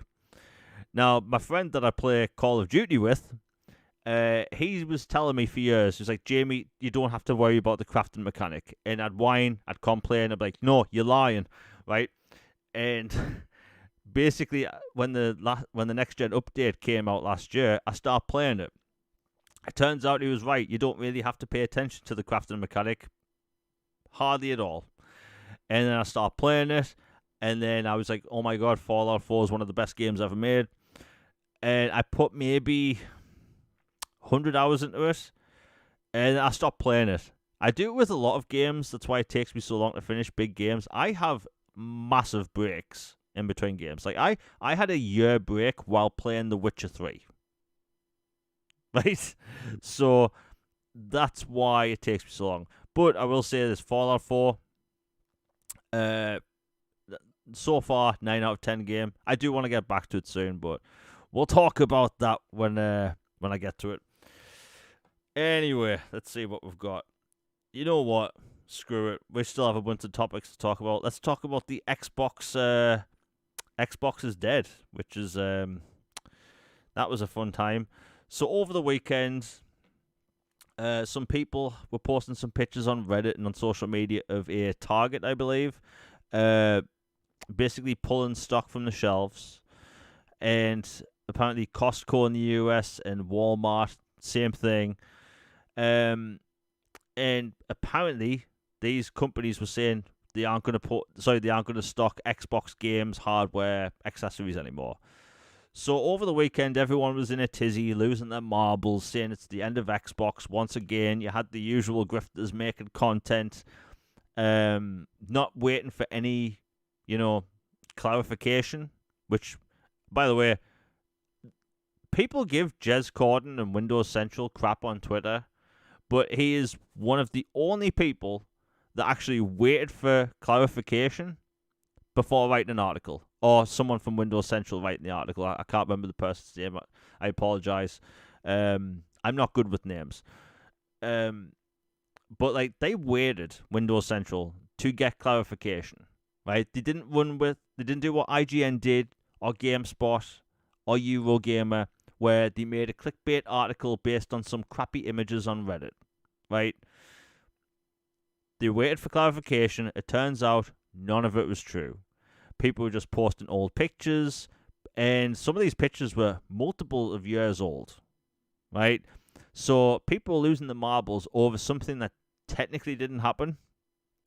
And Target, Walmart, and Costco, they are still stocking Xbox games, Xbox hardware, Xbox accessories, and people kind of made themselves look like clowns, right?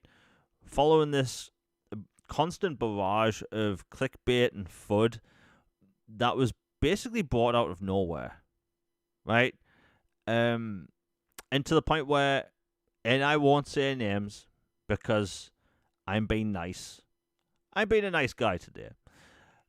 There were people that were posting images of these, empty shelves, saying like, "Look, these places are pulling the Xbox, hardware and software from the shelves, blah blah blah blah blah." And then when they pulled up on it, they said they were using these images as an example. If you have thousands of followers, tens of thousands of followers, hundreds of thousands of followers, you not only owe it to yourself, you owe it to everyone that follows you, that you actually look up what you're posting, right? I'm not even bragging here, it's just a fact. I have 40,000 followers on Twitter. I walk on bloody eggshells when I make posts, right? I make sure that, and look, I do have some grammar mistakes because I have a habit of leaving autocorrect on, and autocorrect hates my guts. But like, I walk on eggshells to make sure I don't say anything out of turn. I make sure that everything I'm posting is backed up by things I can either find or let other people find themselves, right? Every single thing I post is meticulously thought out, and I post about it because I owe it to everyone that's following me to tell them the truth. And then I see this, and it's like, it's extremely disingenuous. Posting a picture and like that and using it as an example and just saying it as an example, not apologizing for it, that is what we call a cop-out. That's literally it. It's a cop-out, right? People get called up on it, and that's all they can come up with. And the worst part is that people don't delete these posts, by the way. They don't delete these articles. Do you know why? Because the engagement continues to make revenue. Whereas retractions make less revenue. Right? So everything that happened over the weekend was debunks. And here we are now. People lost their marbles over 3 days just because of some crappy images floating on Reddit, some of which were from like 2023. Kind of sad, really, that's where we are now. Logan, I've been rambling on for what seems like an hour. Like, it was a weird weekend. But it really goes to show that people just didn't care to follow up on facts, get clarification, and they'd rather run with a topic that is very popular at the minute because Xbox is extremely popular to hate. But guess what? If you type Xbox is dead into the YouTube search, you will see videos with way more views than videos called PlayStation is dead, based on some of the same topics. Because Xbox hate gets clicks, it makes more revenue. Like I said, these posts, these articles, they don't get retracted at all, and because it makes revenue. But anyway, that's my take. Yeah, there's a lot to dive in here. Like, one is you look at the stuff and it's like, okay, so they're showing some shelves that have low inventory or none at all. One, that could be circumstantial to a particular store, like one particular store of a chain. Like, for example, like back in the day when you had to pre-order or, call around to try to find a physical copy of a game, the Walmart on Boulevard might have sold out, but the Walmart down on Santa Fe still had one. Or, like it, that's an option. That could have been a case on this kind of thing. Like, there's, all kinds of reasons why. And then, like, people jump to that immediately, and it's because of, various reasons. And then the people sharing it have habitually, over and over and over and over again, shared stuff that has been negative and sometimes borderline toxic on Xbox related stuff that drums up hate, fear, uncertainty, doubt, and negativity. And then when called on it, it's crickets or, just move on. It just, and yet people keep believing it over and over again, even when it gets called on. And then, like you said, there were some outlets who actually waited to make a report until they had actually reached out to the company at the center of these allegations to get a statement about said thing versus going, oh, John Doe from Cleveland posted this picture. It must be accurate. It must be true. I need to run with it and write this Xbox is dead LOL article and put it out there. And, instead you get an actual statement from PR corporate saying, no, these chains we still have a partnership with. They are still releasing games, accessories, and hardware. They are valued partners. We have no intention, yet again, to stop making hardware. Have a good day. Like, as simple as that was, people wouldn't do it. And then what's hilarious is even after the official statements and, putting out their official wording and all this, there are some people still denying it and still saying a fake statement or a fake quote attributed to somebody. I don't believe it. It's fake news, yada yada. I'm like, you know how much trouble and backlash someone would be if they put out a statement that they completely made up on their own and attributed it to a $4 trillion company? You know how dumb that would be? So it's just, yeah, it's just insane. It's dumb. At the same time, however, does raise a valid concern and point that this is even, quote, plausibly believable at all because of Xbox continuing to step on landmines of their own design and, verbal like strategy, whatever, to where they keep stepping on these rakes, they keep, accidentally doing this or that and causing problems to where people don't believe some things they say or do or trust, this or that, and things are so willy-nilly to where people are just skeptical. The fact that it was even believable at the forefront for some is because of that. If this was PlayStation or Nintendo and some rando online said, "Oh yeah, they're getting out of hardware, or doing this or this," or took a picture at Target and posted it, said, "See, PlayStation is dead.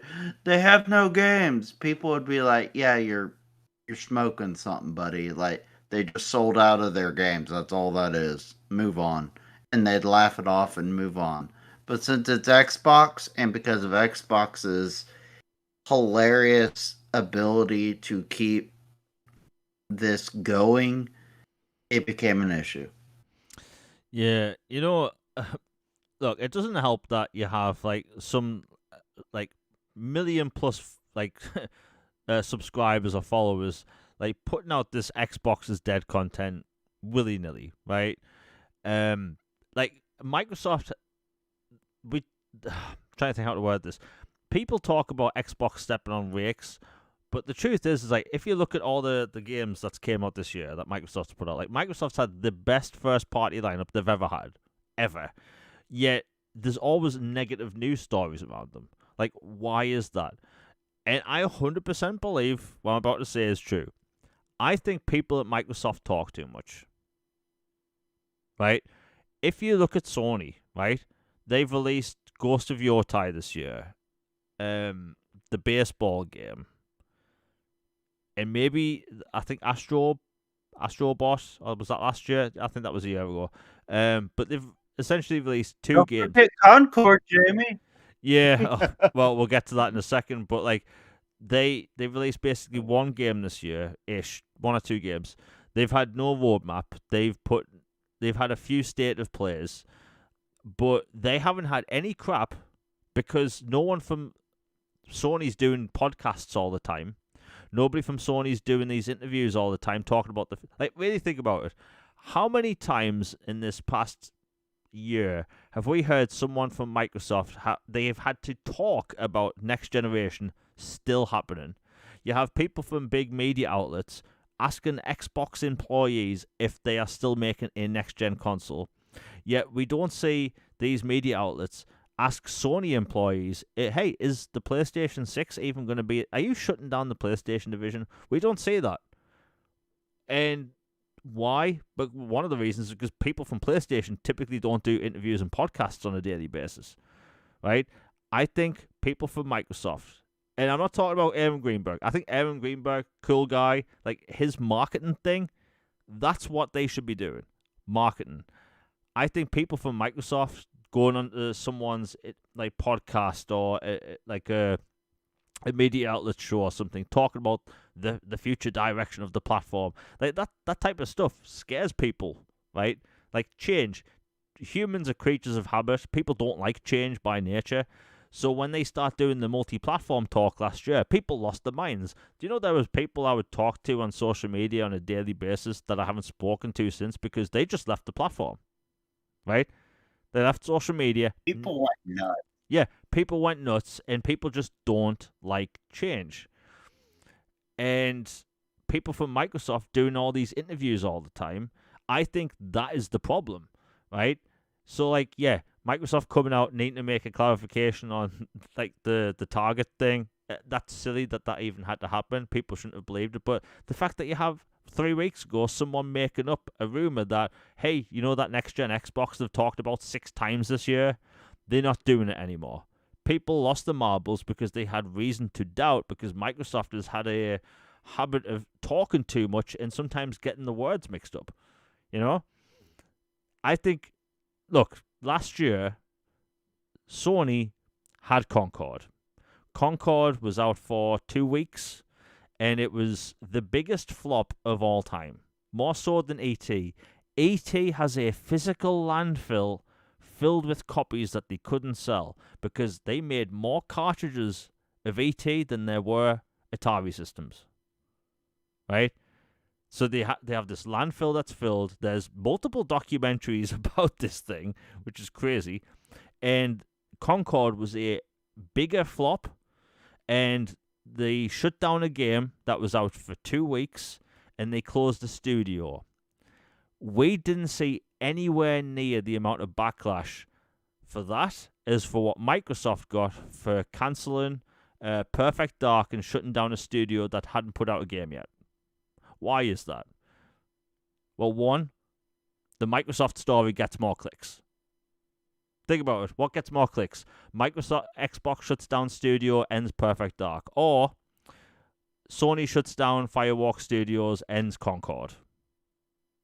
It's Perfect Dark, right? And Perfect Dark hasn't been a relevant IP for, 20 years. But all these media outlets, all these people that put out these clickbait videos, it's all about who can make the most views, the fastest, and a lot of the time with the least amount of effort. That's why you don't see anyone trying to get clarification. That's why you see people posting cringe face YouTube video thumbnails saying Xbox is dead without actually doing any research. Because it's all about money. It's not about what people actually think. And when perception is reality, you have people looking at these thumbnails thinking, wow, is Xbox actually dead? Is something dying? So they watch the content, and then they probably come to the conclusion themselves that they're talking out of their anus. So, like, here we are now. And, like, I hate the fact I have to come on here and explain what the hell's going on, because this past weekend, it was pandemonium all over some old pictures of a shelf. That's where we are now. Right? Crazy. And by the way, people gave Jez Corden crap on Twitter just for reaching out and getting clarification, or Windows Central getting clarifications. Like, that's these people's jobs. They're meant to get clarification. We aren't meant to get clickbait articles about things and fear-mongering people about the console space. Right? We have enough of that on a daily basis by fanboys. Right? Journalists are meant to go out and find out the truth before reporting it. But we don't see that anymore because we live in an age where clickbait is the mentality and we have to get the most views the fastest. It's silly. It's crap. But like I was saying with the Sony thing, like, they don't do interviews. They got next to no heat outside of maybe a week for the whole Concord situation. People got over it. People forgot about it. But when Perfect Dark got cancelled and they shut down the studio, what was in my feed? Xbox is dead. Are they going to end the... Like, people were legitimately talking about, are they going to end the Xbox division because they cancelled Perfect Dark, a game where it was in development for like 5 years. It had a vertical slice and nothing more.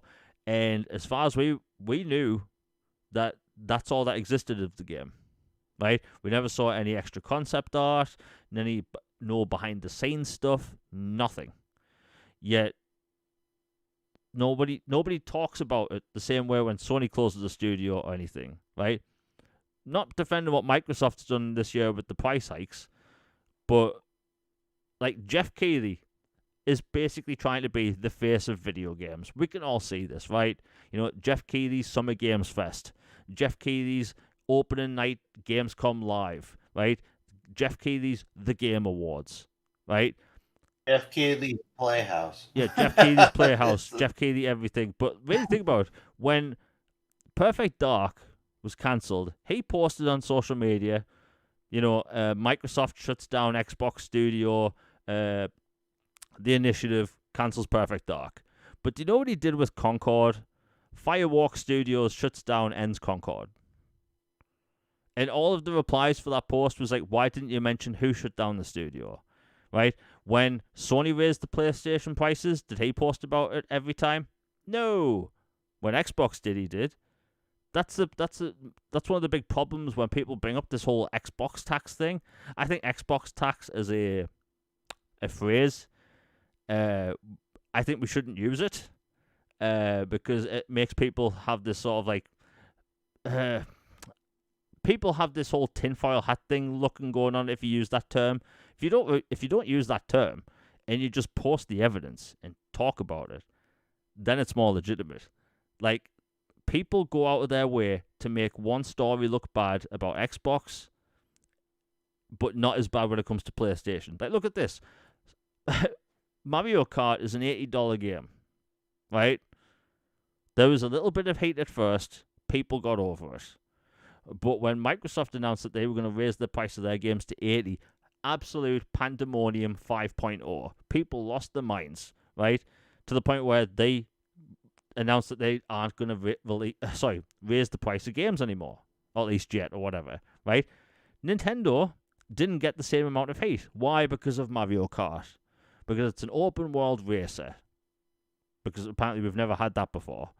But like, no matter how good that game is, can you sit there and say that that game should be $80? Where you have something like Forza Horizon 5, that was a $60 game, right? My point is that we see so much FUD about Xbox. It's like they are an easy target. So, here's a little game for everyone to play. And that's even if you do social media. This weekend, I want anyone to just, if they notice, right, I bet some random story pops up out of nowhere that's based on nothing. Maybe it's a nothing thread from Reset Era, or NeoGAF, or Reddit. And someone will make this about the end of Xbox. Maybe someone, I don't know, maybe Phil Spencer, I don't know, bumped into someone in a hallway, and all of a sudden it's the end of one of the studios, right? Something's going to happen this weekend, I bet, that's on such a minute scale that people will stretch it out and say it's, at the end of Xbox because they can get away with it, right?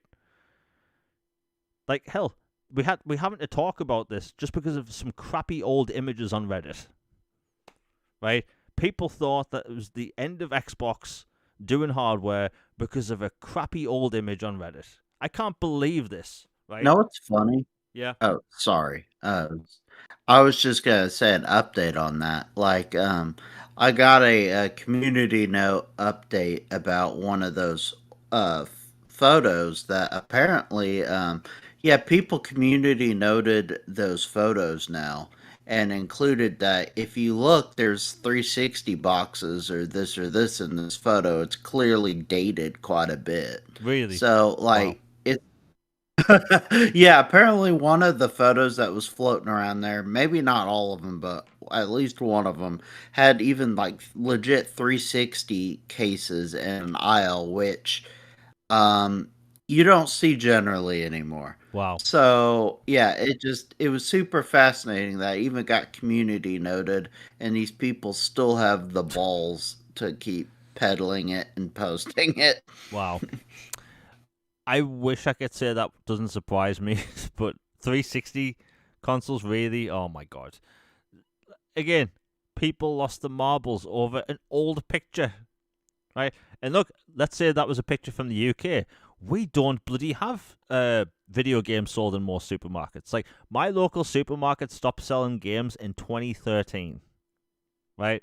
And if they do, they'll have this like little tiny cardboard standout maybe once a year where there's copies of FIFA there. That's it. And that stand will be there for like a week, right? Hell, we don't even have video game stores where I live, right? We don't have any. So like when people are like losing their marbles about physical game media or consoles, it's like, well, we have consoles. like like do you know most people in the UK buy their consoles off Amazon? Like, that's a genuine fact, right? It's not a supermarket, it's not a video game store, it's Amazon. So like that's another reason why I thought this whole thing was funny this past weekend. But yeah, an old picture with 360s on there. Wow. But yeah, we'll see what happens next weekend, because it's probably going to be something dumb and people will overreact, and you'll have people post it on Twitter with a sideways smiley face so it looks like they know something even though they don't, because people like to be cryptic because it's engagement. Unfortunately, it is what it is. Anyway, we still have a few topics left.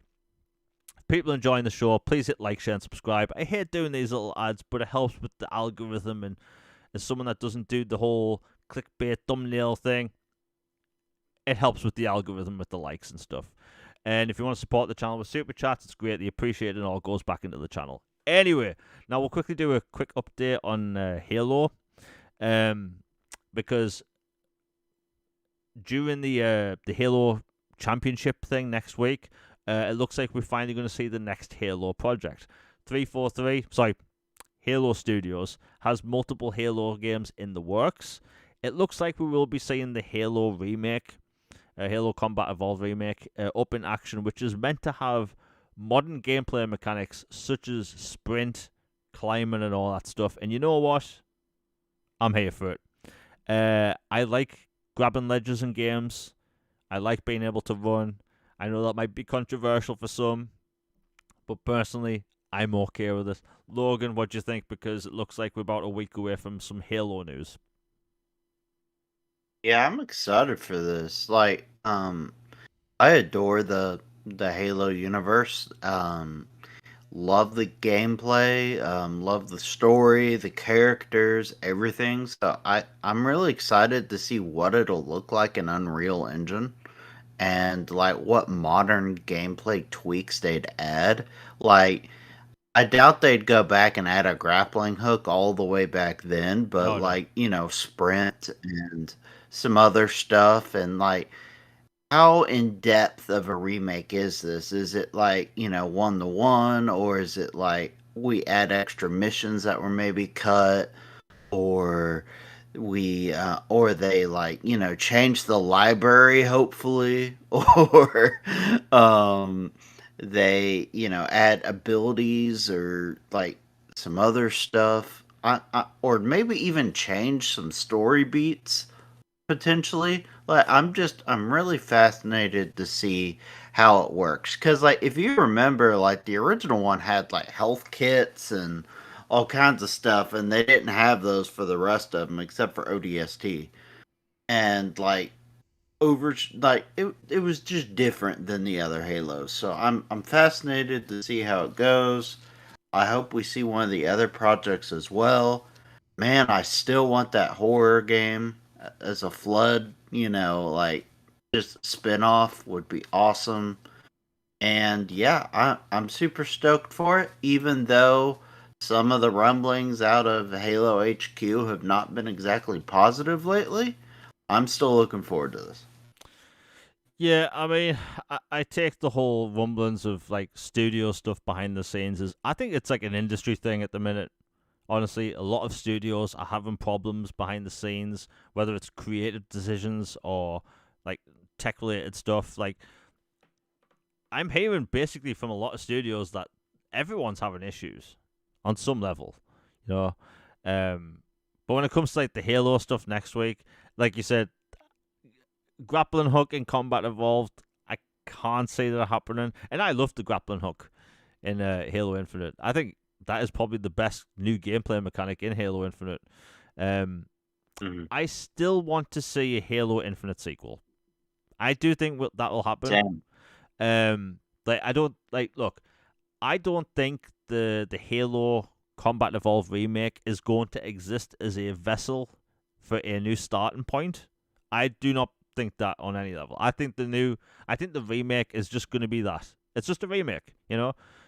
We see these one-off remakes all the time, and I think this is just going to be that, because I think the future of Halo isn't by redoing older games. It's actually pushing the story forward, because that universe it's so ripe. Like, they could do so much in that universe. They could do so many different spin-offs and different genres. Like you said, the horror game, right? You could do a horror game set in that universe.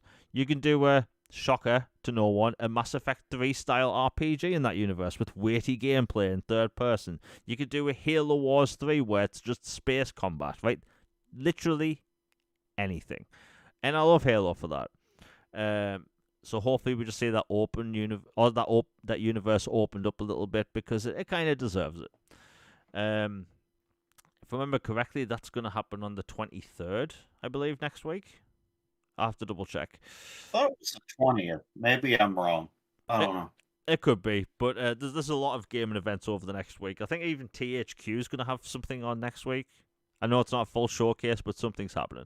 Anyway, okay, we'll talk about this quickly. So Fable. Now, isn't really any news, but I want to mention it quickly. Jez Corden was recently asked about Fable. Will it be at the January Direct? Because we can all assume that there's going to be a January Direct, because they've had one for the past 3 years. And I kind of guessed this about a week ago. I think it's safe to say that Fable will be showing off in their January Direct. They've shown off a major title every January for the past couple of years on the first party side. I think it's going to happen. I thought I'd mention it briefly because, Jez Corden thinks it as well. I think that, like, Logan, do you think we're going to see Fable in January? Just keep it brief. Yeah, especially since it's due, like, very early next year. You got to show it off. I mean, I highly doubt that they would just all of a sudden go, okay, hey, Fable's coming out in next month, and here's a quick trailer, we're done. That doesn't seem to be the MO anymore. Yeah. And, look, I hate bringing up GTA because it is going to be a factor in the release schedule for every game next year nearly. I think that if that doesn't come out in the first half of next year, and if it doesn't get delayed, I don't know what they're going to do, because, like, let's say GTA gets delayed to, like, let's say October, right? I think it's open season for all these developers to release games in the summer, right? Because as we saw this year, remember how nobody had a release date past September up until Grand Theft Auto got delayed? Like, I always talk about this database of games I have, and nobody had release dates.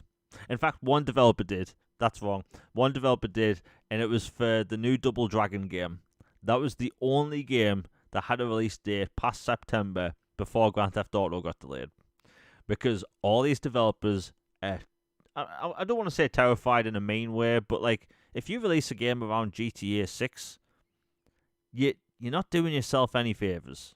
Like, whereas I'm going to go out and, like, play different games because I'll finish the story and want to play something else, your best bet is waiting a couple of weeks, and we're going to see that next year.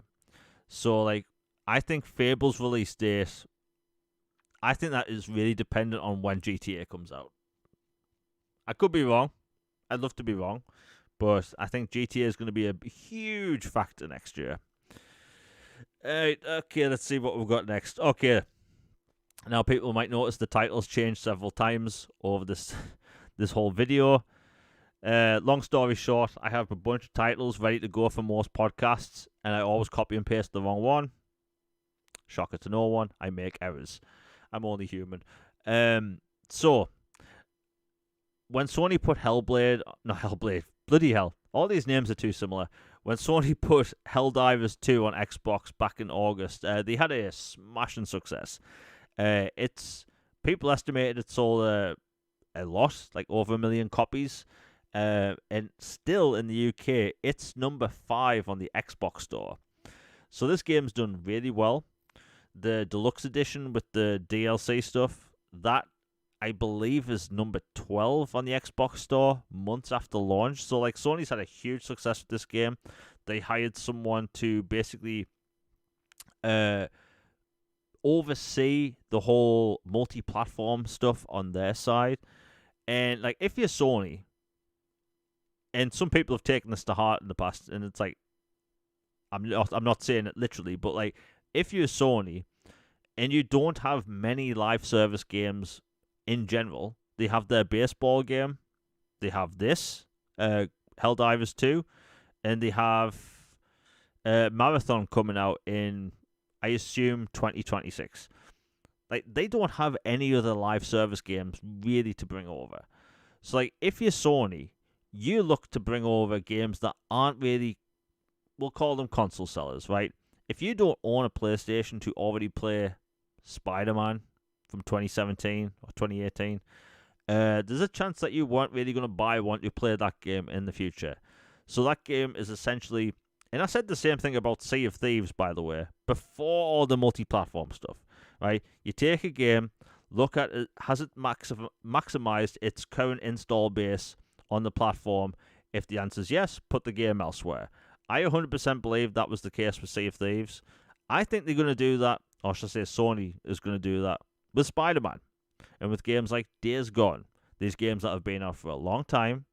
And if you didn't own a PlayStation for Days Gone by now, were you really going to buy a console for that game? I suspect not. And, you know, Sony wouldn't be hiring for a position unless they were going to bring more games over. Like, that salary was, like, if I remember correctly, $250,000 or more so. So, you don't really make that kind of position to fill if there's no plans ahead for future titles to be brought over. Because they have to, when they bring these titles to Xbox eventually, they have to go out and market these titles. They can't be quick little ports where they don't market them. Because Sony learned this about PC. Them putting their PC releases on, I should say releasing PC ports later, outside of the PlayStation releases, next to no marketing dollars were going into the PC versions. So when the PC versions released on the Windows Store, Steam or whatever, they didn't sell that well out of the gate because nobody knew about them. So like your best bet is to release the games all at the same time, multi-platform. We obviously aren't going to see this for new games and stuff, but like for things like Spider-Man, Days Gone, maybe that Uncharted collection, stuff like that. You know, where it isn't really going to break the bank to make a port, but also you can spend a little money on marketing. Because guess what? If you put a Spider-Man game on an Xbox, you're going to print money. Because we don't have a game like that on Xbox right now. Unless we include The Amazing Spider-Man 2, the video game, which got delisted back in 2015. I think Sony, they're going to have a huge success. And look, the multi-platform thing, it genuinely scares some people, right? I think unless you are Nintendo, where you can release a game, it sell almost guaranteed 20 million copies. I think if you are a third-party third-party publisher, or Microsoft or Sony, I think a lot of titles, or back catalog titles, are going to be made multi-platform. I think that's a win for everyone. It's going to be scary for some, but at the end of the day, like, look, if you didn't buy an Xbox to play Gears of War Ultimate Edition in 2015, were you really ever going to buy an Xbox to play Gears of War Ultimate Edition? I don't think so. So, it's on other platforms now. You look at Forza Horizon 6, that comes out next year, it's been announced for Xbox and PC. Right? So, like, everything I've been saying, is happening, but Microsoft is, I think they on the same page as me. Like, I think these big shiny new titles like a Halo Infinite sequel or something like that stuff is going to be timed exclusive, but not released on everything day one. So that's one of the reasons why I think you're going to see things like Spider-Man and Days Gone, and maybe even the first God of War game or a God of War collection. Like, look, Logan, I know you'd be up for this. Can you imagine a Killzone collection? Oh man, a Killzone collection, a SOCOM collection, an Infamous collection, Resistance collection, throw on some Ratchet and Clank. Like, they have so many games that are just on ice that they would print money on bringing to Xbox, and vice versa. Xbox has some titles that are just sitting in storage that they could bring over to PlayStation that would sell like gangbusters on the PlayStation as well. Like, we've entered an era where the flag banner raising and the fight for the sanctity and honor of this console plastic box, like, we're so far past that at this point. It is like simply, hey, I like this brand. I like the titles they make creatively and the user interface they have, the accessories, the device they make. And so that's where I choose to play. But I like all the different games and I just play the games I want to. That's the era we're in now and entering. And I just, PlayStation has always, I know this will get some controversy, but PlayStation has followed Xbox's lead a lot on strategy. Like, Xbox has a habit of going ahead and maybe a little too quickly, and then PlayStation and the industry eventually adapts and reacts and follows suit. And I think PlayStation's heading down that path, and before I'd say before the end of the decade, we're going to be seeing a good bit of the PlayStation output going forward on other places as well. Yeah. I mean, look, you take some smaller games even that didn't really sell well initially. Like, look at Gravity Rush, right? I can't imagine porting a game like that over to different... Like, look, put it on Switch. Put it on PC if it isn't there already. Put it on Xbox. Like, Spider-Man. Look, Spider-Man on Xbox and Switch, I put it out there, I think that would sell 10 million copies. Easy. No issues whatsoever. And you have to look at Helldivers 2 pricing situation. I think Helldivers 2's price was borderline perfect. Right? In the UK, it's $32.99. Right? I think in the US, it was $39.99. Perfect price. Perfect price. And it's not a game that breaks the bank. It's not a game that's filled with, like, too many microtransactions. And, like, that they've garnered a huge fan base on Xbox that, hey, look, I fire up this game up. There's a PlayStation logo there. Maybe I'd be interested in other games. We'll see what happens. But I wouldn't be too shocked if we hear about Spider-Man 1 coming to Xbox, at least the announcement, by Christmas. It's guaranteed money. How would that be for Game Awards? My God, if that was a Game Awards thing, I think people would lose the marbles. I don't think they would do it as a shadow drop. I think they would actually, like, spend some marketing dollars, but, like, announcing it there, totally. And, like, I think it's safe to say you'd see some Sony stuff at Jeff Keighley's Game Awards. Absolutely based on nothing, but we'll see what happens. And look, how many people have been port begging? My God, what do you call it? Bloodborne, right? People have been craving Bloodborne on PC for like a decade, right? Why not put that everywhere? Finally, you already have all the people that bought Elden Ring that are interested in Souls games all of a sudden. More people would be willing to play that. Look, I always get asked if Lost Odyssey is on PC. People want that game on PC. All these moves these companies can make a crap ton more money, and whereas you'll have this small vocal minority on Twitter that will just like yell at each other or make clickbait videos about, how one console's dying and the other one isn't. Right? At the end of the day, people are just going to play these games and enjoy themselves. And by the way, you know what's funny? The people that don't do social media, all that stuff, they don't really care about this stuff, Like, a lot of these people think that these games are available on these platforms already, right? I know people that are extremely, like, quote-unquote, hardcore gamers. They would think that Spider-Man was on everything already, right? They would think Gears is on everything already because most gamers don't really pay attention to, this studio owns that publisher or that publisher makes this game. Like, most people don't pay attention to that stuff. It's just us nerds that do it. And yes, there are millions of us nerds, but it is what it is. Anyway, just thought we'd bring it up. The Game Awards would be a pretty good place for it. But yeah, all the Sony games, like, look, Resistance. That's 3 games you could bring over. Why not, But yeah, Spider-Man and specifically I was going to say No Days Gone. Days Gone, I think those, I'm going to say shoo-ins for the next games that come over. Because look, Marathon, that's ways off, right? Bungie, they've had some issues.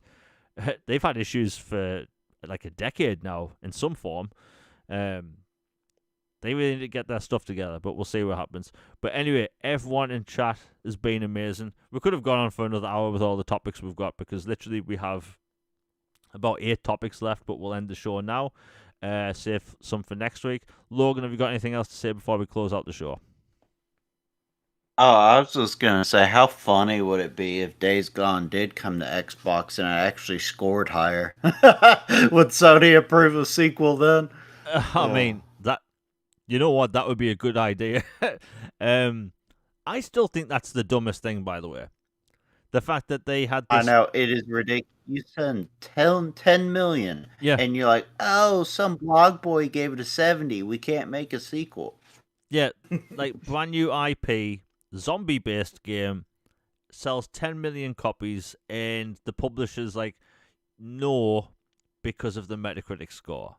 Like, I think Metacritic is one of the reasons not one of the reasons, but I think Metacritic has kind of harmed the industry in a way because people pay way too much close attention to that green or yellow number. Like, does anyone really care? Like, I don't care. Like, look, I'm clearly obsessed with Mass Effect. Shocker. I had no idea it was a 90 scored game up until a couple of years ago. Had no idea. I don't care. Like, hell, there's this game, and I will talk about this game at every opportunity, by the way. There's a game that came out in like 2004 called Prisoner of War. You play as this American World War II pilot that crash lands in Germany. And you are captured and you're put in a prison. And all you have to do is escape. And when you escape, you get caught again and you get put in a bigger prison.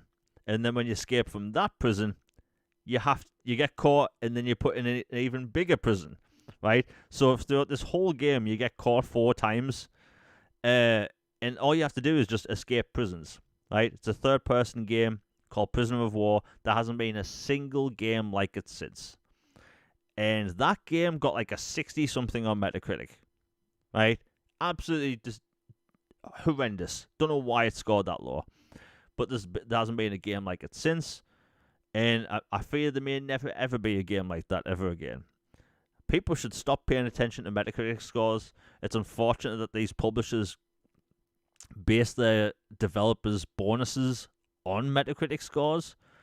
But let me tell you right now, if Microsoft, Ubisoft, EA, Nintendo, Embracer, anyone had a game like Days Gone that sold 10 million copies, they would not care what Metacritic score it had. We'd have 3 Days Gone games by now. And you could take that to the bank. But yeah, it's been a fun show today. Again, sorry for any audio issues that may have happened at the beginning. The software does mess up occasionally. Logan, it's been great talking with you once again. Again, everyone in chat has been amazing. We'll be back for a new episode of All Things Xbox Podcast next week. I'll have to check because I think the clocks go back for the UK next week. I'll have to check, but regardless, it'll be the same time in the US anyway, so no one has to worry unless you live on my side of the pond, which otherwise it'll be at 10 a.m. But if anything changes, I'll post about it on social media. Anyway, hope to see everyone back next week because we already have some really cool topics. Anyway, we are out, everybody. Peace. Have a good week, everyone.